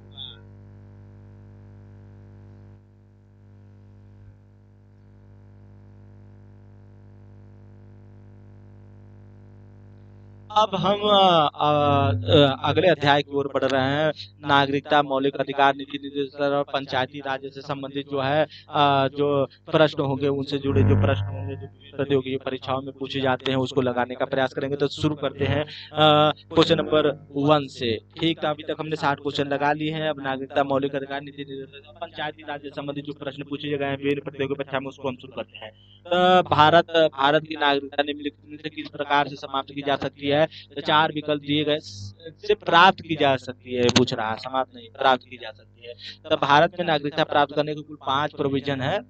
इसमें दिया है, विकल्प देख लेते हैं कौन कौन से जो प्रोविजन ये दिया हुआ है। तो जन्म के आधार में वंशीकरण, वंशानुक्रम के आधार में देशीकरण के आधार में उपयुक्त में से सभी। तो हम देखते हैं कि भारत में जो है 5 प्रकार के प्रोविजन जो है वो फॉलो किए गए हैं।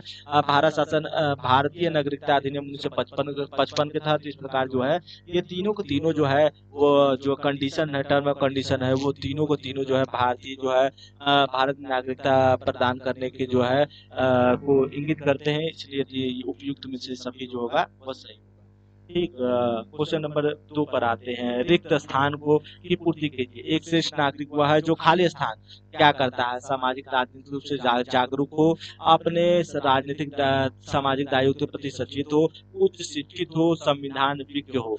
तो एक श्रेष्ठ नागरिक वो होगा जो अपने सामाजिक और राजनीतिक रूप से जागरूक होगा। उसे हम क्या कहेंगे? एक श्रेष्ठ नागरिक कहेंगे। क्वेश्चन नंबर 3 पर आते हैं। एक अच्छा नागरिक वह है जो खाली स्थान अभी हमने लगाया क्या क्या वो राजनीतिक और सामाजिक रूप से क्या होगा? प्रबुद्ध होगा। तो उसे क्या कहेंगे? हम अच्छा नागरिक।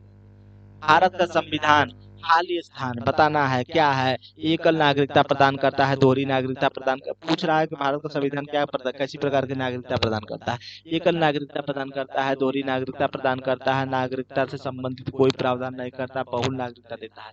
तो भारतीय संविधान द्वारा भारत में क्या किया गया है? एक गहरी नागरिकता का प्रावधान किया गया है। इसलिए विकल्प संख्या जो होगा एक जो होगा, अर्थात ये जो होगा वह सही होगा। क्वेश्चन नंबर 5 पर आते हैं। क्वेश्चन नंबर 5 इधर। ठीक। अब दिया है भारतीय नागरिकता के लिए आवेदन करने से पहले किसी व्यक्ति के लिए न्यूनतम कितना समय तक भारत में रहना अनिवार्य होता है? तो 7 वर्ष का जो है प्रावधान जो है वह किया गया है। पर किसी भी व्यक्ति को जो भारत में नागरिकता लेना चाहता है आवेदन के माध्यम से वह कर सकता है, देशीकरण के माध्यम से प्राप्त कर सकता है। ठीक। भारतीय संविधान भाग 2 में 5 से 11 तक में नागरिकता संबंधित प्रावधान किया गया है। ठीक। तो आगे चलते क्वेश्चन नंबर 6 पर आते हैं।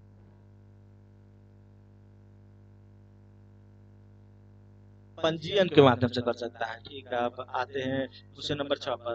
भारत में कोई विदेशी व्यक्ति कितने वर्ष रहने के बाद यहाँ की नागरिकता के लिए आवेदन कर सकता है? भारत में कोई विदेशी जो होगा वो कितने वर्ष रहने के बाद, भारत में कोई विदेशी व्यक्ति कितने वर्ष रहने के बाद यहाँ की नागरिकता के लिए आवेदन कर सकता है? तो 7 वर्ष।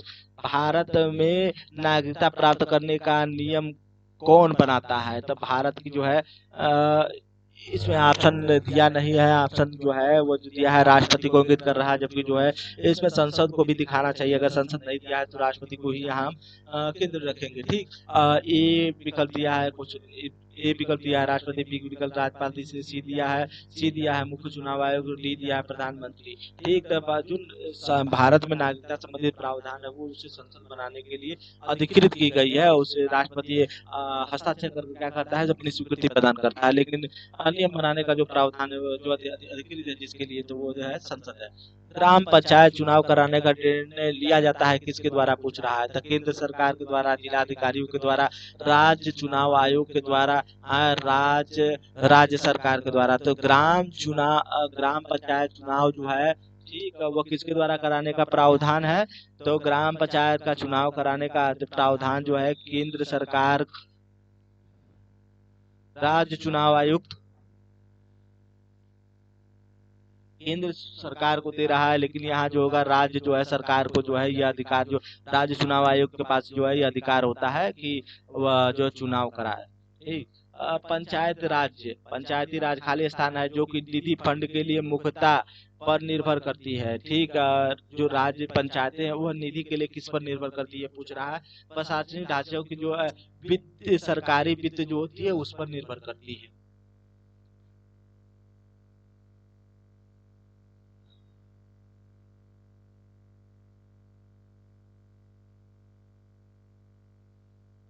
अब जो भी जो है स्थानीय जो स्रोत होते हैं जो उसको मिलते हैं, जो है पंचायती राज को मिलते हैं, जो लोकल लेवल पर जो गठित जाती है ग्रामीण क्षेत्रों के विकास के लिए, उसमें जो क्या होता है मेनली केंद्र राज्य दोनों के द्वारा जो है जो क्या किया जाता है, दोनों के द्वारा जो है फंड जारी किए जाते हैं। इसके द्वारा जो है अब राज्य जो ये खुद का भी जो है वह कर जो है टैक्स वसूलते हैं।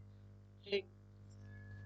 अब इसके बाद आते हैं क्वेश्चन नंबर 10 पर आते हैं। ब्लॉक स्तर पर पंचायत समिति एक है, खाली स्थान प्रशासनिक प्राधिकार है। ब्लॉक स्तर पर पंचायत समिति क्या है? एक प्रशासनिक जो है प्राधिकार के रूप में कार्य करता है।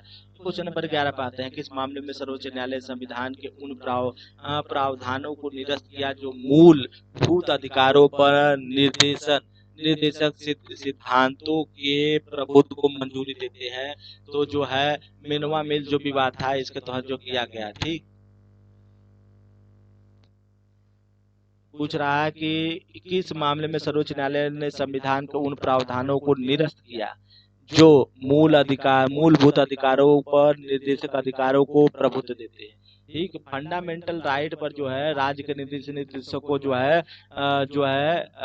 वरीयता दी गई थी किस जो है वाद के तहत दिया गया। तो मिनवा मिल जो वाद रहा उसके तहत जो है पहली बार जो है राज्य के निर्देशकों को फंडामेंटल राइट पर वरीयता देने का कार्य किया गया था 1980 के तहत। ठीक, तो क्वेश्चन नंबर 12 पाता है। निम्नलिखित में से किस अधिकार को डॉक्टर भीमराव अम्बेडकर ने संविधान का हृदय व आत्मा कहा? 4 विकल्प दिए हुए हैं। ए दिया है धार्मिक स्वतंत्रता का अधिकार, संपत्ति का अधिकार, और उसके बाद आते हैं उसके बाद जो विकल्प है उसके बाद समानता का अधिकार, संवैधानिक उपचारों का अधिकार। तो संवैधानिक उपचार को जो है संविधान की आत्मा और हृदय जो है डॉक्टर भीमराव अम्बेडकर कहते हैं। बाकी अन्य जो है आर्टिकल 32 में जो है यह प्रावधान है संवैधानिक उपचारों का अधिकार। आर्टिकल 32 के तहत जो सर्वोच्च न्यायालय को आर्टिकल 226 के तहत जो है उच्चतम न्यायालय को रीट जारी करने का अधिकार है। जो सर्वोच्च भारतीय संविधान भारत के जो है नागरिकों के फंडामेंटल राइट को प्रोटेक्ट करने के क्षेत्र में जो है भारत का सर्वोच्च न्यायालय आर्टिकल 32 के तहत, और उच्च न्यायालय जो है आर्टिकल भारतीय संविधान के आर्टिकल 226 के तहत जो है रीट जारी कर सकता है। ठीक, अब क्वेश्चन नंबर 13 पर आते हैं। भारतीय संविधान की आत्मा किसे कहा जाता है? तो भारतीय संविधान की आत्मा का 4 विकल्प दिया। धार्मिक स्वतंत्रता का, समानता का अधिकार, संवैधानिक उपचारों का अधिकार, प्रस्तावना। तो भारतीय संविधान के भारतीय संविधान की आत्मा की जहाँ बात होगी तो वहाँ ये 2 बातें ध्यान रखनी है। जब भारतीय संविधान की प्रस्तावना दिया होगा केवल तो आत्मा भारतीय संविधान की आत्मा जहाँ होगी तो वहाँ जो है प्रस्तावना के साथ जाएंगे, प्रस्तावना विकल्प सही होगा। लेकिन जब संवैधानिक उपचारों की बात होगी कि संवैधानिक उपचारों को जो है हृदय और आत्मा किसने कहा, तब डॉक्टर भीमराव अम्बेडकर के साथ हम लोग जाएंगे, अर्थात डॉक्टर भीमराव अम्बेडकर विकल्प सही होगा। ठीक, संविधान की आत्मा किसे कहा जाता है? तो प्रस्तावना कहा जाता है। मूलभूत अधिकारों का प्रमुख उद्देश्य क्या होता है? तो व्यक्ति के स्वतंत्रताओं को सुनिश्चित करना होता है, जो है मूलभूत अधिकारों का लक्षण होता है या उद्देश्य होता है। निम्न में से कौन सा मूलभूत अधिकार नहीं है? आपको 4 विकल्प दिए गए। समानता का अधिकार, संपत्ति का अधिकार, शोषण के विरोध का, धार्मिक स्वतंत्रता का अधिकार। तो हमें याद ये रखना है कि संपत्ति का अधिकार को 44वें संवैधानिक संशोधन 1978 द्वारा जो है भारतीय संविधान के जो है भारतीय संविधान से के जो है फंडामेंटल राइट से जो है निकाल दिया गया है। अब इसे भारतीय संविधान के अनुच्छेद 300 क में डालकर इसे लीगल विधिक अधिकार बना दिया गया है। ठीक, अब उसके बाद आते हैं क्वेश्चन नंबर 17 पर। मौलिक अधिकार के बारे में कौन से वे कथन सत्य नहीं है? तो 3 विकल्प दिए गए। मौलिक अधिकार के विषय पूछ रहा है, कौन सा कथन सत्य नहीं है? तो भारतीय संविधान में प्रारंभ में कुल 7 मौलिक अधिकार थे, सही है। उसके बाद आते हैं मौलिक अधिकार की व्यवस्था भारतीय संविधान में 12 से 35 तक की, ये भी सही है। प्राण और दैविक का अधिकार जो है अधिकार आपातकाल में भी निलंबित नहीं होता, ये भी सही है। इस प्रकार जो है विकल्प संख्या जो होगा इनमें से जो होगा कोई भी असत्य नहीं होगा। ठीक,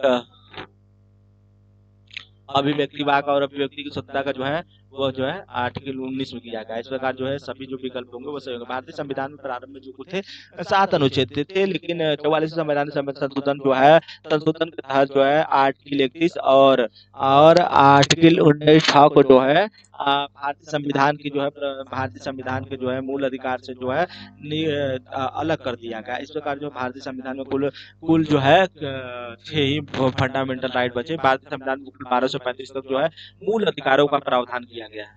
ठीक, अब इसके बाद आते हैं क्वेश्चन नंबर 18 पर। भारत के संविधान के अंतर्गत अब कितने मौलिक अधिकारों को गारंटी की गई है? तब भारतीय संविधान में अब कुल जो है 6 मौलिक अधिकार है। पहले जो है 7 थे। ठीक, जब संपत्ति का अधिकार को जो है सब भारतीय संविधान के मौलिक अधिकार से अलग कर दिया गया, फंडामेंटल राइट से अलग कर दिया। तो इस प्रकार जो है भारतीय संविधान में कुल 6 मौलिक अधिकार बचे। पहला जो है समता का अधिकार, दूसरा स्वतंत्रता का अधिकार, तीसरा धर्म की स्वतंत्रता का अधिकार, चौथा जो है शोषण के विरुद्ध अधिकार, तीसरा 5वां जो है संसदीय शिक्षा संबंधित अधिकार, 6वां जो है संवैधानिक उपचारों का अधिकार है। आप क्वेश्चन नंबर 19 पर आते हैं, निम्नलिखित से कौन सा भारतीय नागरिकों का मूल अधिकार नहीं है। अब याद रखना है कि कौन सा पूछ रहा है, फंडामेंटल नहीं है, कार्य का अधिकार नहीं है, कार्य का अधिकार नहीं है, कि छुआछूत का अधिकार नहीं है, भाषण का अधिकार नहीं, धर्म की स्वतंत्रता का अधिकार नहीं। तो देखते हैं हम, कार्य का जो अधिकार है ये नहीं है। छुआछूत का अधिकार जो है भारतीय संविधान अपने आर्टिकल 19 में इसका प्रावधान किया गया है। भाषण का अधिकार जो है 19 आर्टिकल 19 में किया गया है।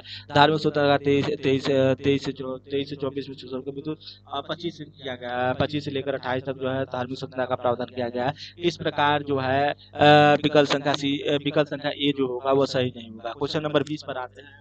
मूल संविधान में मूल अधिकार को प्राप्त 7 भागों में वर्गीकृत किया गया था, परंतु अब केवल कितने भाग हैं आपको बताना है। तो विकल्प जो होगा, विकल्प संख्या 4 विकल्प दिए गए, 3, 4, 5, 6। तो 6 भारतीय संविधान में इस समय जो है भारतीय संविधान में भारतीयों को जो है कुछ 6 प्रकार के मौलिक अधिकार जो है वो प्राप्त है। ठीक, तो इसलिए विकल्प संख्या डी जो होगा वो सही होगा। ठीक, अब उसके बाद आते हैं क्वेश्चन नंबर जो है 44। संवैधानिक संशोधन 1978 द्वारा जो है संपत्ति का अधिकार को जो है मौलिक अधिकार के सेट से निकाल दिया गया। फिर बाद जो है भारतीय संविधान में कुल कितने मौलिक अधिकार रह गए, तो 6 मौलिक अधिकार रह गए। क्वेश्चन नंबर 21 पे आते हैं। तब मौलिक अधिकार में संशोधन करने के लिए कौन सक्षम है। तो 4 विकल्प दिए गए, राष्ट्रपति, लोकसभा, सर्वोच्च न्यायालय, संसद को जो है मौलिक अधिकार में संशोधन करने के लिए अथराइज किया गया। भारतीय संविधान में जो है भारतीय संविधान में जो है संशोधन करने का अधिकार जो है भारतीय संविधान के अनुच्छेद 368 के तहत संसद को अधिकृत किया गया है। संसद जो है भारतीय संविधान के भाग में संशोधन कर सकती है। भारतीय संविधान में संशोधन करने के लिए अधिकृत की गई थी, लेकिन किंतु जो है केशवानंद भारतीयवाद में 1973 के द्वारा जो है संविधान के मूल ढांचे का जो है संकल्पना दी गई, जिसके तहत जो है भारतीय संसद जो है भारतीय संविधान को किसी भी भाग को संशोधन कर सकती है, किंतु उससे जो है भारतीय संविधान के मूल ढांचे को जो है आघात नहीं पहुंचना चाहिए। ठीक, इस बात को ध्यान में रखते हुए संसद जो है भारतीय संविधान के किसी भाग में 368 के तहत जो संशोधन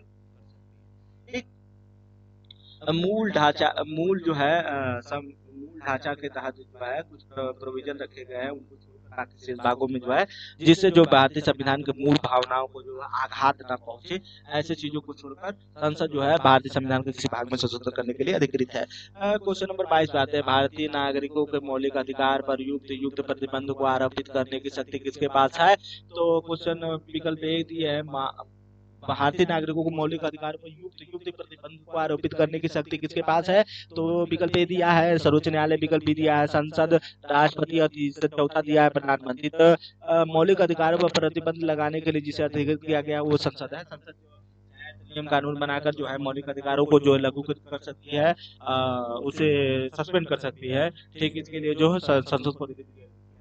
तो 23 पर आते हैं। भारतीय संविधान में भारतीय संविधान में राज्य के नेतृत्व को शामिल करने के पीछे मुख्य उद्देश्य क्या था। राज्य के नेतृत्व के पर्पज की बात कर रहा है, तो विकल्प दिया है कल्याणकारी राज्य की स्थापना का, धर्मनिरपेक्ष राज्य की स्थापना। विकल्प संख्या सी दिया है सरकार के निर्भुत कार्यों पर नियंत्रण रखना। विकल्प संख्या डी दिया है नागरिकों के विकास के लिए सर्वोच्च अवसर प्रदान करना। विकल्प संख्या ई दिया है उपयुक्त में से कोई नहीं। तो हम जानते हैं राज्य के निदेशक का जो मेन पर्पज था वेलफेयर स्टेट के संकल्पना को जो है वह पूर्ण करना था, अर्थात कल्याणकारी राज्य को प्राप्त करना था। इसीलिए भारतीय संविधान में भाग 4 राज्य के नीति तत्वों को जोड़ा गया और राज्य से यह कल्पना की गई कि राज्य जो है अपने राज्य क्षेत्र में रहने वाले तमाम लोगों के वेलबींग के लिए, उनकी स्टैंडर्ड लाइफ के लिए कार्य करेगा। क्वेश्चन नंबर 24 पर। क्वेश्चन नंबर 24 दिया है भारतीय संविधान का कौन सा भाग लोक कल्याणकारी क्वेश्चन नंबर 24 दिया है संविधान का कौन सा भाग लोक कल्याणकारी राज्य के विचार का उल्लेख करता है। तो अभी हमने ऊपर ही बात की थी, भाग 4 जो है राज्य के निर्देशक तत्व में लोक कल्याणकारी राज्य के भाव जो है वो अंतर्निहित दिखाई देते हैं। भारतीय संविधान के भाग 4 36 से 51 में लोग राज्य के नीति निर्देशक तत्वों का जो है वर्णन किया गया है। राज्य के नीति निर्देशक तत्वों का यह मेन पर्पज है कि देश में जो है क्या करना है, लोक कल्याणकारी राज्य के रूप में कार्य करना है। ठीक, राज्य को एक गाइडेंस देता है कि वह अपने स्टेट या स्टेट टेरिटरी में, इंडियन टेरिटरी में आने वाले राज्यों के व्यक्ति के लिए जो है उनके वेल बीइंग के लिए कार्य करे। अब इसके बाद आते हैं क्वेश्चन नंबर 25 पे, समान नागरिक संहिता किस राज्य में लागू है। देखिए यहाँ दिया है सिविल कॉमन सिविल कोड की बात हो रही है, समान नागरिक संहिता की बात हो रही है, किस राज्य में लागू है, तो गोवा में समान नागरिक संहिता जो है, एकमात्र गोवा ऐसा राज्य है जहाँ जो है समान नागरिक संहिता जो है लागू किया गया है। समान नागरिक संहिता जो है भारतीय संविधान के किस अनुच्छेद में जो अंतर्निहित है, एक भारतीय संविधान के जो आर्टिकल जो है 44 में जो है समान नागरिक संहिता सिविल कॉमन सिविल कोड की बात की गई है। कॉमन सिविल कोड का मतलब है कि कॉमन सिविल कोड का मतलब यह है कि हिंदू मुस्लिम किसी भी धर्म विशेष के व्यक्ति हो, किसी भी जाति विशेष के व्यक्ति हो, सबके लिए इक्वल जो है कानून होंगे, वह इक्वली एम्फेसाइज किए जाएंगे सब पर। इसी को समान नागरिक संहिता कहते हैं। भारतीय संविधान के जो है आर्टिकल 44 में जो है समान नागरिक संहिता की बात की गई है। अब आते हैं क्वेश्चन नंबर 27 पे, मौलिक कर्तव्य को संविधान में सम्मिलित किया गया है, इसका प्रयोजन क्या है। मौलिक कर्तव्य जो भारतीय संविधान में शामिल किए गए हैं, इसका पर्पज क्या है, ये पूछ रहा है। तभी हमने ऊपर भी बात की थी, फिर भी देख लेते हैं। 4 विकल्प दिए हैं, मौलिक अधिकारों को दुरुपयोग पर रोक लगाना, मौलिक अधिकारों को और अधिक सामर्थक बनाना, विनाशक और असंवैधानिक गतियों को नियंत्रित करना, कार्यपालिका की प्रति शक्ति को नियंत्रित करना।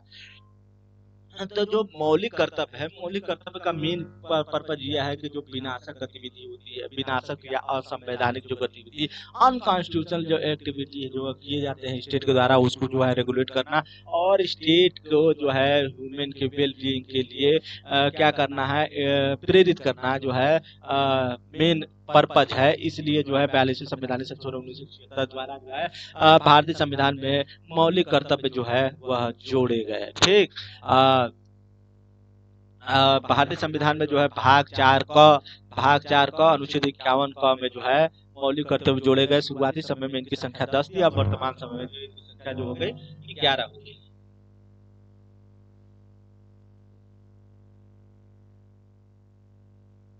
अब क्वेश्चन नंबर 28 पे आते हैं, निम्नलिखित में से कौन सा एक संवैधानिक संशोधन मौलिक अधिकार से संबंधित है। 42वें संवैधानिक संशोधन 1976 द्वारा जो है 1978 द्वारा जो है शायद है। एक 42वें संवैधानिक संशोधन समझ लीजिए, 42वें संवैधानिक संशोधन द्वारा जो है मौलिक कर्तव्य, इसको अब एक बार क्लियर कर लेंगे। तो 42वें संवैधानिक संशोधन 1976 ही है। 1976 द्वारा जो है मौलिक कर्तव्य को जो है जोड़ा गया भारतीय संविधान में। इसका मेन पर्पज ये था कि क्या करना था, ये नहीं पूछ रहा है इसमें, ये पूछ रहा है कि किससे संबंधित है, कौन सा संशोधन से संबंधित है, जिसके प्रावधान के द्वारा जो है मौलिक कर्तव्यों को भारत में जोड़ा गया। तो 42वें संवैधानिक संशोधन 1976 द्वारा जो है जो इसको जोड़ा गया। 29 पे आते हैं, तो मौलिक कर्तव्य क्वेश्चन नंबर 29 में दिया हुआ है कि भारत के संविधान मूल कर्तव्य को कौन से संशोधन द्वारा जोड़ा गया, तो 42वें संविधानिक संशोधन द्वारा जोड़ा गया। क्वेश्चन नंबर 30 पर आते हैं, निम्नलिखित में से किस संविधान संशोधन के द्वारा मौलिक कर्तव्यों को शामिल किया गया, तो 42वें संविधानिक संशोधन द्वारा। अब आते हैं, कितनी बार आ रहा है, 1976 ही है, 1976 द्वारा जोड़ा गया था स्वर्ण सिंह समिति की सिफारिश पर। किसकी अनुशंसा पर भारतीय संविधान मूल कर्तव्य को जोड़ा गया था, स्वर्ण सिंह समिति की सिफारिश पर 1976 में जो है भारतीय संविधान में मौलिक कर्तव्यों को जोड़ा गया। इनकी संख्या कुल कितनी है, 11। ठीक, इनमें से कौन राजकीय भाषा नहीं है, इसमें दिया हुआ है 4 विकल्प दिया है। तो कश्मीरी जो है राजकीय भाषा नहीं है, राजस्थानी जो है राजकीय भाषा नहीं, कश्मीरी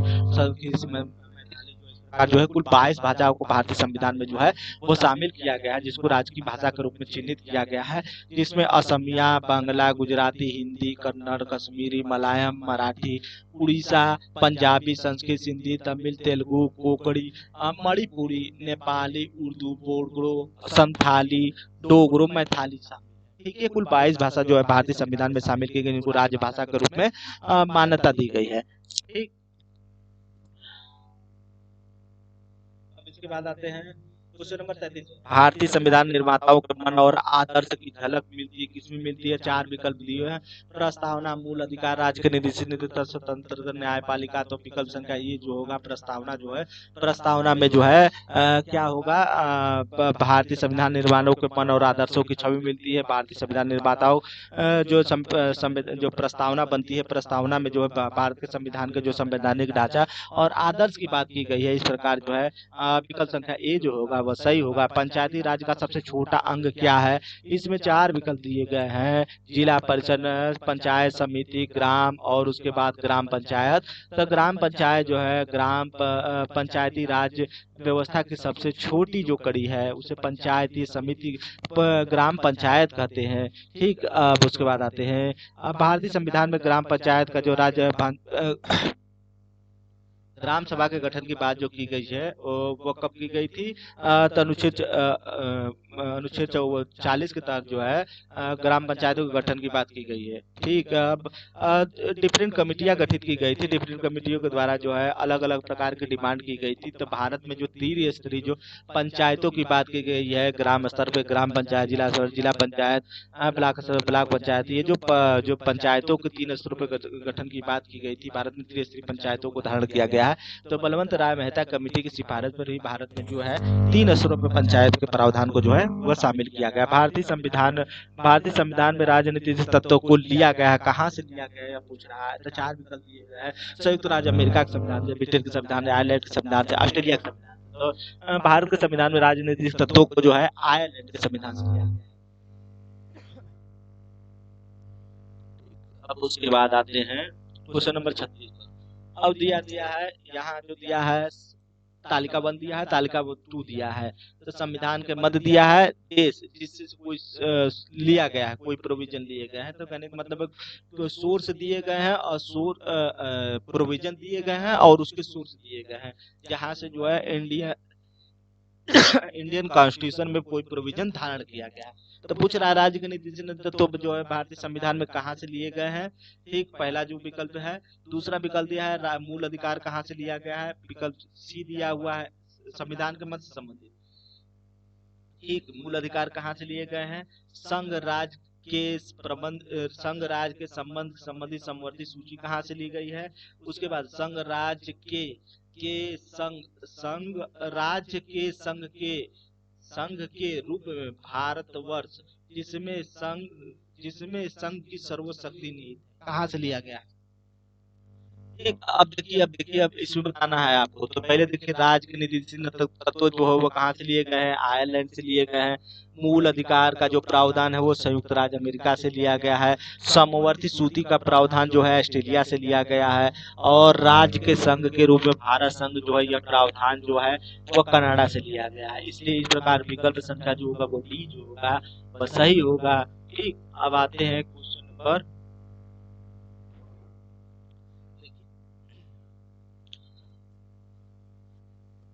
मूल अधिकार जो है संयुक्त राज्य अमेरिका, समवर्ती सूची जो है ऑस्ट्रेलिया और संघात्मक व्यवस्था जो है कनाडा से लिया गया। ठीक, अब क्वेश्चन नंबर आते हैं 37 पे। क्वेश्चन नंबर 37 दिया है राजनीति या राज्य की नीति तत्व का सिद्धांत नहीं है। इसमें पूछ रहा है कौन सा राज्य के नीति निर्देशक तत्व का सिद्धांत नहीं है जो भारतीय संविधान में शामिल किया गया। तो इसमें चार विकल्प दिया था। राष्ट्रीय शांति एवं सुरक्षा की बात की गई है, 14 वर्ष तक के जो बच्चे होंगे उनको निःशुल्क अनिवार्य शिक्षा की बात की, गौवध निषेध की बात की गई है और निजी संपत्ति की समाप्ति की बात की गई है। ठीक, तो इसमें जो विकल्प दिए हैं वो जो पूर्ण जो सब विकल्प हैं जो है, जो इसमें कई विकल्प दिए हुए हैं वो जो पूरी तरह जो है इसमें शामिल है। और जो निजी संपत्ति की बात जो है समाजवादी जो पहलुओं को शामिल किया गया है, इसलिए यह जो क्वेश्चन है वह जो है क्या विवादास्पद है, इसको छोड़ देते हैं। अंतर्राष्ट्रीय शांति सुरक्षा की बात होती है, गौवध निषेध की बात हो ही रही है, 14 वर्ष जो कम आयु के बच्चे उनको शिक्षा की बात की जा रही है। ठीक, इसलिए जो है इसको छोड़ देते हैं क्योंकि इसमें दो गलत हो सकता है, बी और डी।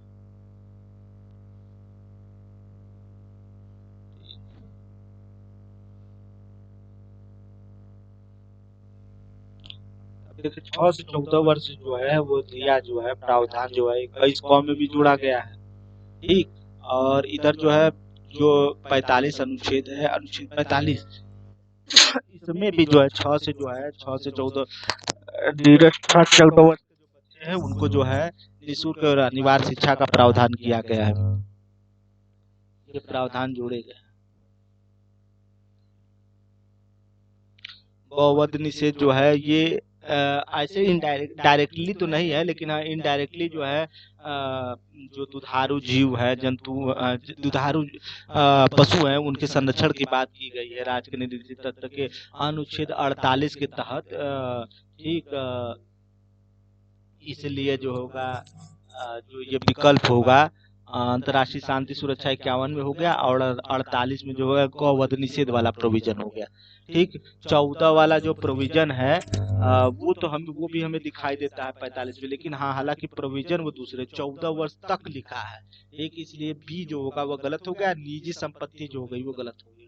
ठीक, इसलिए बी और डी दोनों गलत हो गया, इसलिए क्वेश्चन ये गलत है। अब आते हैं नीचे 38 पे आते हैं।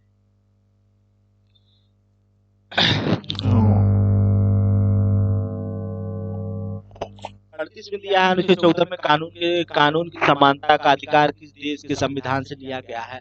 एक यहाँ दो बातें हैं 14 में, एक दिया है कानून की सब समानता और विधि के समान संरक्षण, विधि के समान समानता की बात की गई है आर्टिकल 14 में। ठीक, तो कानून की सम समानता की जो बात है वो ब्रिटेन के संविधान से लिया गया है। ठीक, तो विकल्प संख्या जो होगा बी जो होगा वह यहाँ सही होगा। ठीक, देखिए अभी ये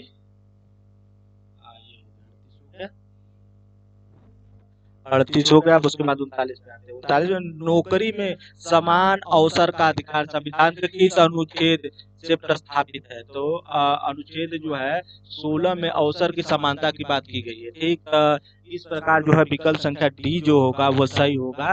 ठीक, समान अवसर की बात की गई है। क्वेश्चन नंबर 40, हमने विश्व के किस राष्ट्र के संविधान से अपने मूल अधिकारों की संकल्पना को धारण किया गया है। तो यूएसए से लिया है। ठीक है, तो इसलिए विकल्प संख्या डी सही होगा। निम्नलिखित में से ब्रिटिश संविधान की विशेषताओं को भारतीय संविधान में शामिल किया गया था। कुछ 4 विशेषताएं दी गई है। पूछ रहा है किस जो है प्रोविजन को भारतीय संविधान में शामिल किया गया। संसदीय शासन पद्धति जो है, विधि का शासन, विधि निर्माण की प्रक्रिया, उपयुक्त में सम्मिलित है। देखते हैं ये तीनों प्रोविजन को जो है भारतीय संविधान में जो है ब्रिटिश कॉन्स्टिट्यूशन जो है लिया गया है, ब्रिटिश संविधान से लिया गया है या ब्रिटिश देश से लिया गया है। इस प्रकार जो है तीनों उपयुक्त में से सभी होगा। संसदीय शासन प्रणाली जो भारत में जो विद्यमान है वो जो ब्रिटेन से ली गई। विधि के शासन जो वो ली गई, विधि के निर्माण की प्रक्रिया जो है वो भी वहीं से ली गई है।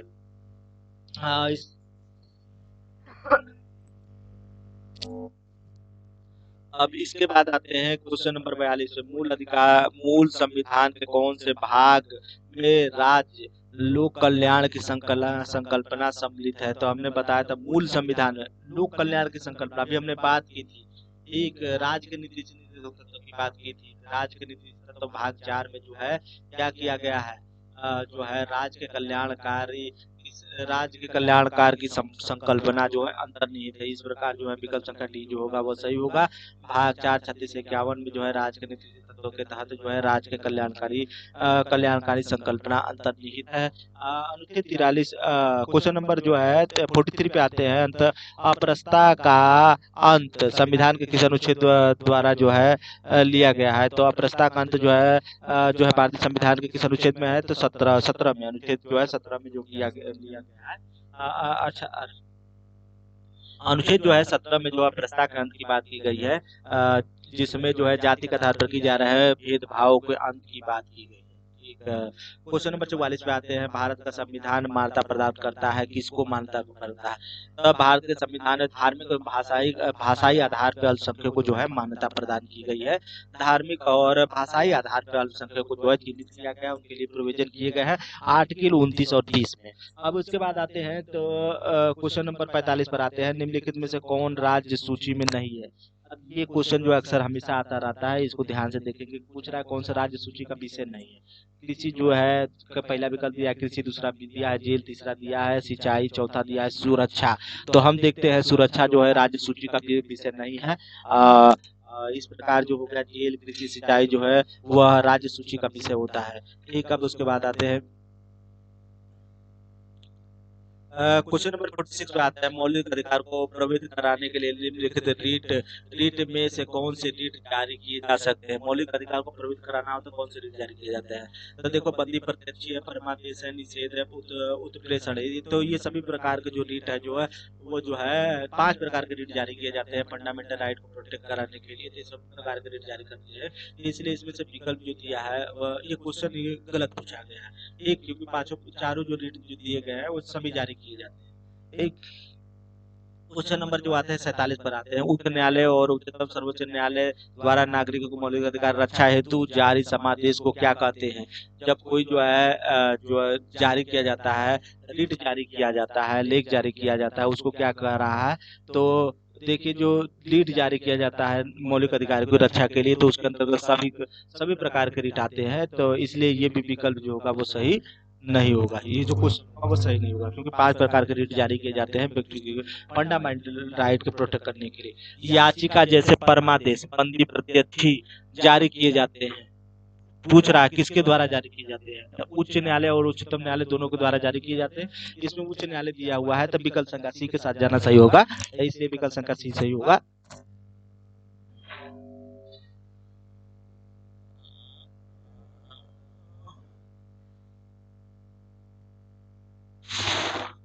आर्टिकल देखिए 326 226 के तहत उच्च न्यायालय जारी करता है, 32 के तहत जो सर्वोच्च न्यायालय जो है ये 5 प्रकार के रीटों को जारी करता है। बंदी, प्रत्यक्षीकरण, परमादेश, प्रतिषेध, उत्प्रेषण, अधिकार पुच्छा। निम्नलिखित में से कौन सा व्यक्तिगत स्वतंत्रता सुनिश्चित करता है? क्वेश्चन नंबर 49 है। तो बंदी प्रत्यक्षीकरण के द्वारा जो है व्यक्तिगत स्वतंत्रता को सुनिश्चित किया जाता है। इसमें 24 घंटे के अंदर जो है सर्वोच्च न्यायालय इस दिशा में जारी करती है जब उसे लगता है किसी व्यक्ति को अवैध तरीके से बंदी बना लिया गया है। तो ऐसी परिस्थिति में जो सर्वोच्च न्यायालय जो है 24 घंटे के भीतर जो है रिट जारी करती है, उच्च न्यायालय रिट जारी करती है और व्यक्ति को सर्वोच्च न्यायालय में उपस्थित होने के लिए कहती है। ठीक, तो इसी को हम लोग क्या कहते हैं? बंदी प्रत्यक्षी करते हैं। अब क्वेश्चन नंबर 49 पर आते हैं। भारतीय संविधान में राज्य के नीति निर्देशक सिद्धांत का निरूपण निम्न स्थानों से किया गया है। कहाँ से किया गया? राज्य के नीति निर्देशक सिद्धांत जो है का निरूपण निम्न स्थानों से लिया गया है। कहाँ कहाँ से लिया गया है ये पूछ रहा है। ठीक, तो अब भारतीय संविधान में जो नीति निर्देशक तत्व है वो जो चीजें निरूपित की गई है इन स्थानों से ली गई है। सामाजिक और आर्थिक लोकतंत्र से जो जुड़ी है जो ये राज्य के निर्देशित तत्व सिद्धांत, इनका मेन पर्पज क्या है? सोशल और इकोनॉमिकल डेमोक्रेटिक स्थापित करना, सामाजिक आर्थिक लोकतंत्र स्थापित करना है। ठीक, देश के अंदर क्या करना है? लोक कल्याणकारी राज्य की स्थापना करना है। तो इसलिए विकल्प संख्या जो होगा वो डी जो होगा, अरे सी जो होगा वो सही होगा।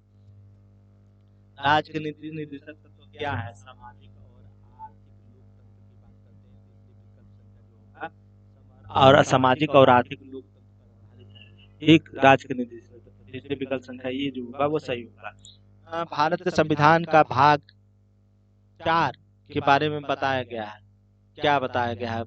खालिस्तान में 4 के बारे में बताया गया है। क्या बताया गया है?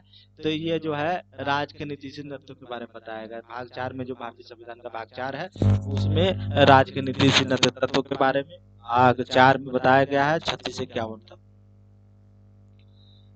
इसने कहा राष्ट्र का नीति निर्देशक तत्व ऐसा चेक है जिसे सुविधा पूर्वक भुनाया जा सकता है। तो ऐसा केटी शाह कहते हैं। वो बोलते हैं कि राज्य का नीति निर्देशक तत्व है ऐसा चेक है जिसे जो है बैंक की सुविधा पर छोड़ दिया गया है, बैंक जब चाहे उसे भजा सकती है।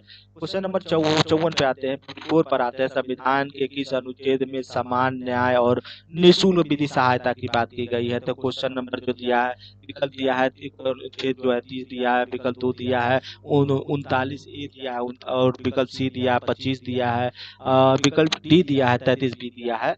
तो यहाँ जो होगा क्वेश्चन नंबर जो होगा 54 का जो होगा विकल्प जो होगा वह बी 39A जो होगा वह सही होगा कि जो है राज्य के नीति निर्देशक तत्व के 39A में जो है सामान्य न्याय और निःशुल्क विधि सहायता के प्रावधान को शामिल किया गया है। इसके बाद आते हैं भारतीय संविधान के किस अनुच्छेद में राज्य राज्य को ग्राम पंचायत का गठन का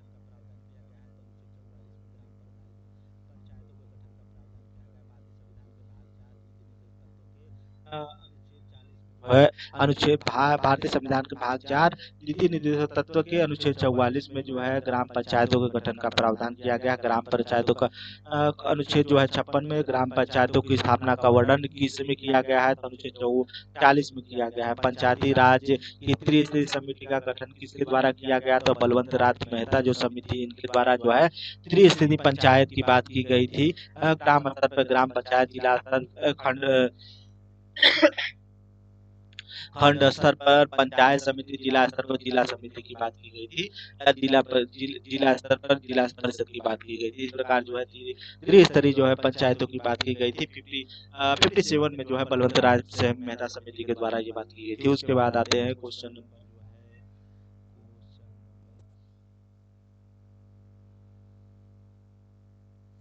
नंबर 58 पे आते हैं। यह प्राथमिक अधिकार था किंतु अब केवल कानूनी अधिकार बन गया है। तो इसमें 4 प्रकार विकल्प दिए हैं: सकती हक, जायदाद का हक और महजिदी आजादी का हक, शोषण के खिलाफ हक। तो जो है जायदाद का हक, संपत्ति का हक, जो है पहले प्राथमिक फंडामेंटल राइट था किंतु अब जो है लीगल राइट बन गया। 44 संवैधानिक संशोधन 1978 द्वारा जो है मौलिक अधिकार की श्रेणी से जो है संपत्ति का अधिकार को हटा दिया गया, निकाल दिया गया। अब यह जो भारतीय संविधान के अनुच्छेद 30 में जो है संवैधानिक कानूनी अधिकार, भारत के संविधान के अनुसार जो संवैधानिक अधिकार है किंतु मूल अधिकार नहीं है। ठीक, अब पूछ रहा है संवैधानिक भारतीय संवैधानिक अधिकार किंतु मूल अधिकार नहीं है। 4 विकल्प दिए गए हैं। तो धार्मिक स्वतंत्रता का अधिकार, संस्कृति और शिक्षा का अधिकार, शोषण, संपत्ति का अधिकार। और संपत्ति का अधिकार को जो है भारतीय संविधान से निकाल दिया गया है। अब एक लीगल राइट रह गया, अब एक लीगल राइट के रूप में से मान्यता प्राप्त हो गई है। 44 संवैधानिक संशोधन 1978 द्वारा। इस प्रकार जो है क्वेश्चन नंबर 54 का विकल्प संख्या डी जो होगा वो सही नहीं होगा। अब आते हैं क्वेश्चन नंबर 60 पे। निम्न में से कौन सा भारतीय संविधान की प्रस्तावना का एक भाग नहीं है? तो इसमें देखिए 5 विकल्प, 5 विकल्प दिए गए। धर्मनिरपेक्षता दूसरा, समाजवादी तीसरा दिया है, प्रजातंत्र चौथा दिया है, फेडरलिज्म और चौथा दिया है सभी। तो इसमें जो है फेडरलिज्म शब्द का जो प्रयोग संविधान की प्रस्तावना में कहीं नहीं किया गया है। इस प्रकार जो विकल्प संख्या डी जो होगा वो पूर्णतः गलत होगा।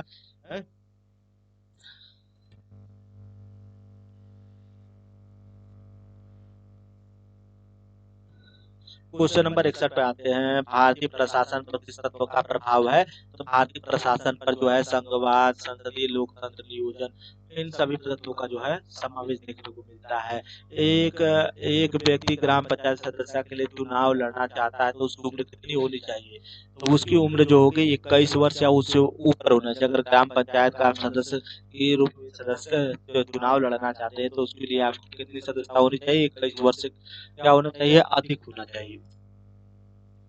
और अगर विधानसभा की जहाँ बात आएगी तो विधानसभा का होगी 25 वर्ष होगी और राज्यसभा की जो होगी वो 30 वर्ष। लोकसभा का भी है तो 25 वर्ष और पंचायतों का 21 वर्ष, राज्यसभा का 30 वर्ष। ठीक, क्वेश्चन नंबर 63 पे आते हैं। निम्नलिखित में ग्राम पंचायतों की आय का स्रोत कौन सा नहीं है? 4 विकल्प दिए: भवन कर, वाहन कर, संपत्ति कर, भूमि कर। संपत्ति कर रही है।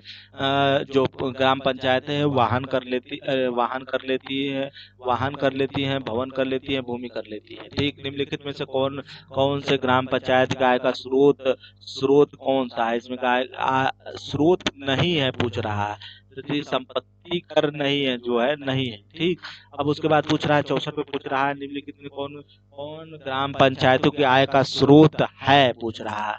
ठीक, तब है तो देखते हैं। आयकर है, बिक्री कर दिया है, व्यवसायिक कर दिया है, लेवी दिया है, लेवी शुल्क दिया है। तो व्यवसायिक कर जो है वह ग्राम पंचायतों का जो है आय का स्रोत है और बाकी सब नहीं। ठीक,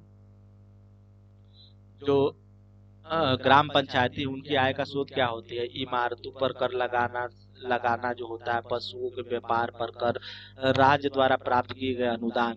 ठीक वो जो होते हैं मेनली जो है ग्राम पंचायतों के आय के स्रोत होते हैं। इसके क्वेश्चन नंबर 65 पे आते हैं, मौलिक अधिकार नहीं है पूछ रहा है, इनमें से कौन जा है मौलिक अधिकार नहीं? धार्मिक स्वतंत्रता का अधिकार, समानता का अधिकार, विचार अभिव्यक्ति का अधिकार, सभी पुरुष महिला हेतु समान काम के लिए समान अधिकार का प्रावधान, ये शामिल नहीं है।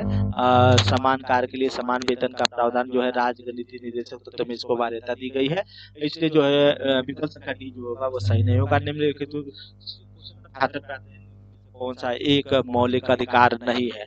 एक इनमें से जो है शोषण के विरुद्ध अधिकार दिया है, अवसर की समानता दिया, धर्म की स्वतंत्रता दिया है, हड़ताल का अधिकार दिया है।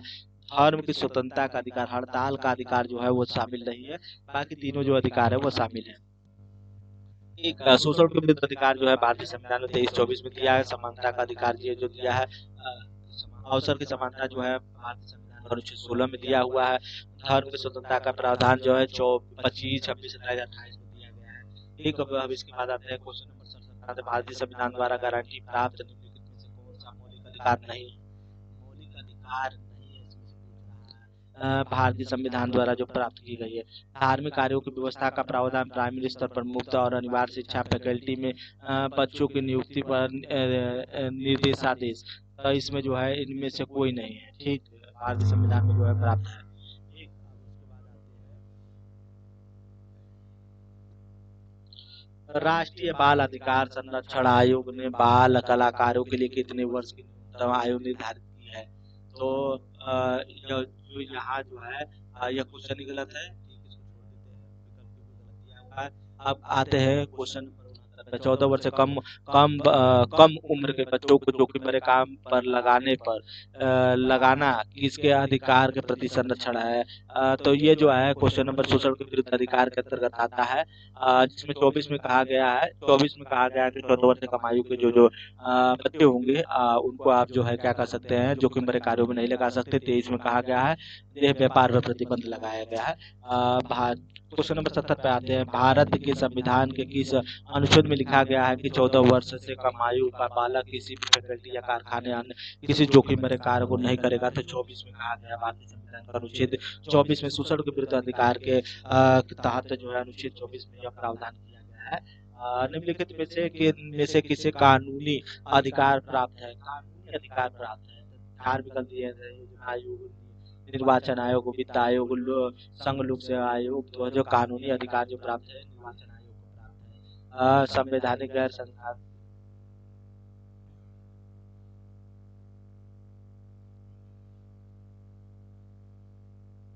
अब उसके बाद 72 दिया है, मूल कर्तव्यों का वर्णन संविधान के किस अनुच्छेद में है? मूल कर्तव्यों का वर्णन जो है 51 किया गया है, द्वारा जो है स्वर सिंह समिति की सिफारिश पर जो है भारतीय संविधान में शामिल की गई थी। 2005 में जो है राइट टू इंफॉर्मेशन, सूचना का अधिकार की अग्रणी व्यक्ति कौन है? तो इनमें चार विकल्प दिए हैं, मेधा पाटकर जो है, सुंदरलाल बहुगुणा, राजेंद्र सिंह। अग्रणी व्यक्ति जो माने जाते हैं अरुण राय माने जाते हैं। 2005 में जो है सूचना का अधिकार को जो है लाने का श्रेय जो है अरुण राय को ही जाता है। अधिकार राजनीतिक अधिकार की श्रेणी में आते हैं।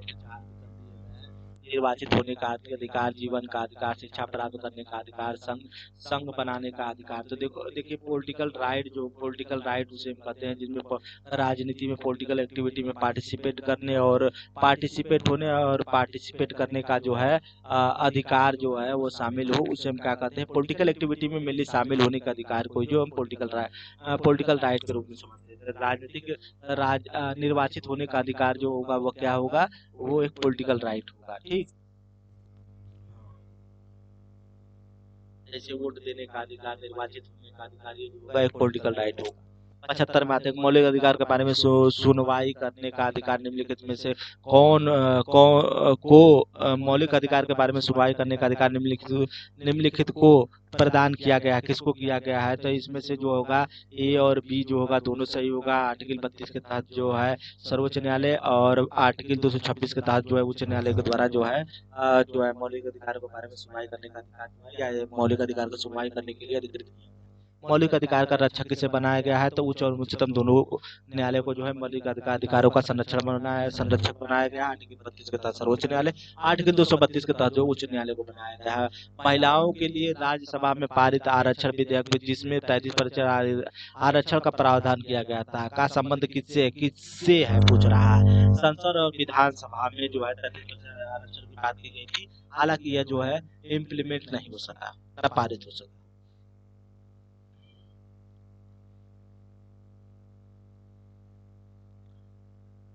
33% जो आरक्षण का बात था, ठीक वो जो है पारित नहीं हो पाया 108वां ये संवैधानिक संशोधन द्वारा, लेकिन हालांकि ये लंबित है।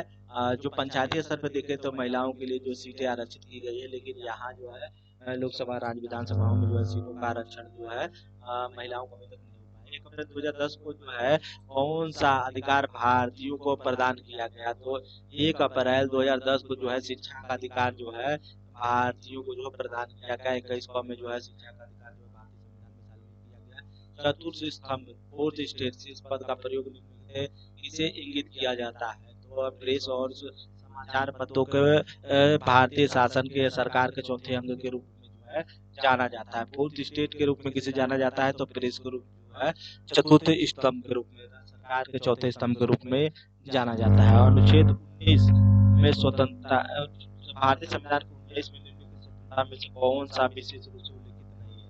एक तो 1950 स्वतंत्रता के जो प्रावधान किए गए हैं वो आर्टिकल 19 में कौन सी जो स्वतंत्रता के जो प्रावधान है वो शामिल नहीं है। तो भाषा और व्यक्ति की स्वतंत्रता, शांतिपूर्ण एवं बिना शस्त्र के सभा बनाने की स्वतंत्रता, मुक्त रूप से घूमने की स्वतंत्रता, प्रेस की स्वतंत्रता जो है ये जो है शामिल नहीं थी। ठीक,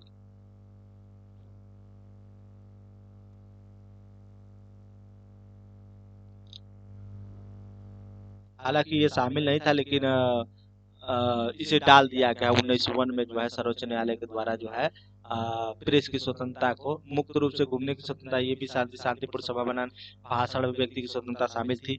प्रेस की स्वतंत्रता को 1901 में जो है जोड़ दिया गया। भाषण अभिव्यक्ति की स्वतंत्रता के साथ ही सर्वोच्च न्यायालय द्वारा जो है इंडियन कॉन्स्टिट्यूशन को इंटरप्रेट करते हुए एक अगली क्लास में हम जो है राष्ट्रपति उपराष्ट्रपति संबंधी जो जो तमाम प्रश्न होंगे उसको हम जो है देखेंगे। तब तक के लिए धन्यवाद।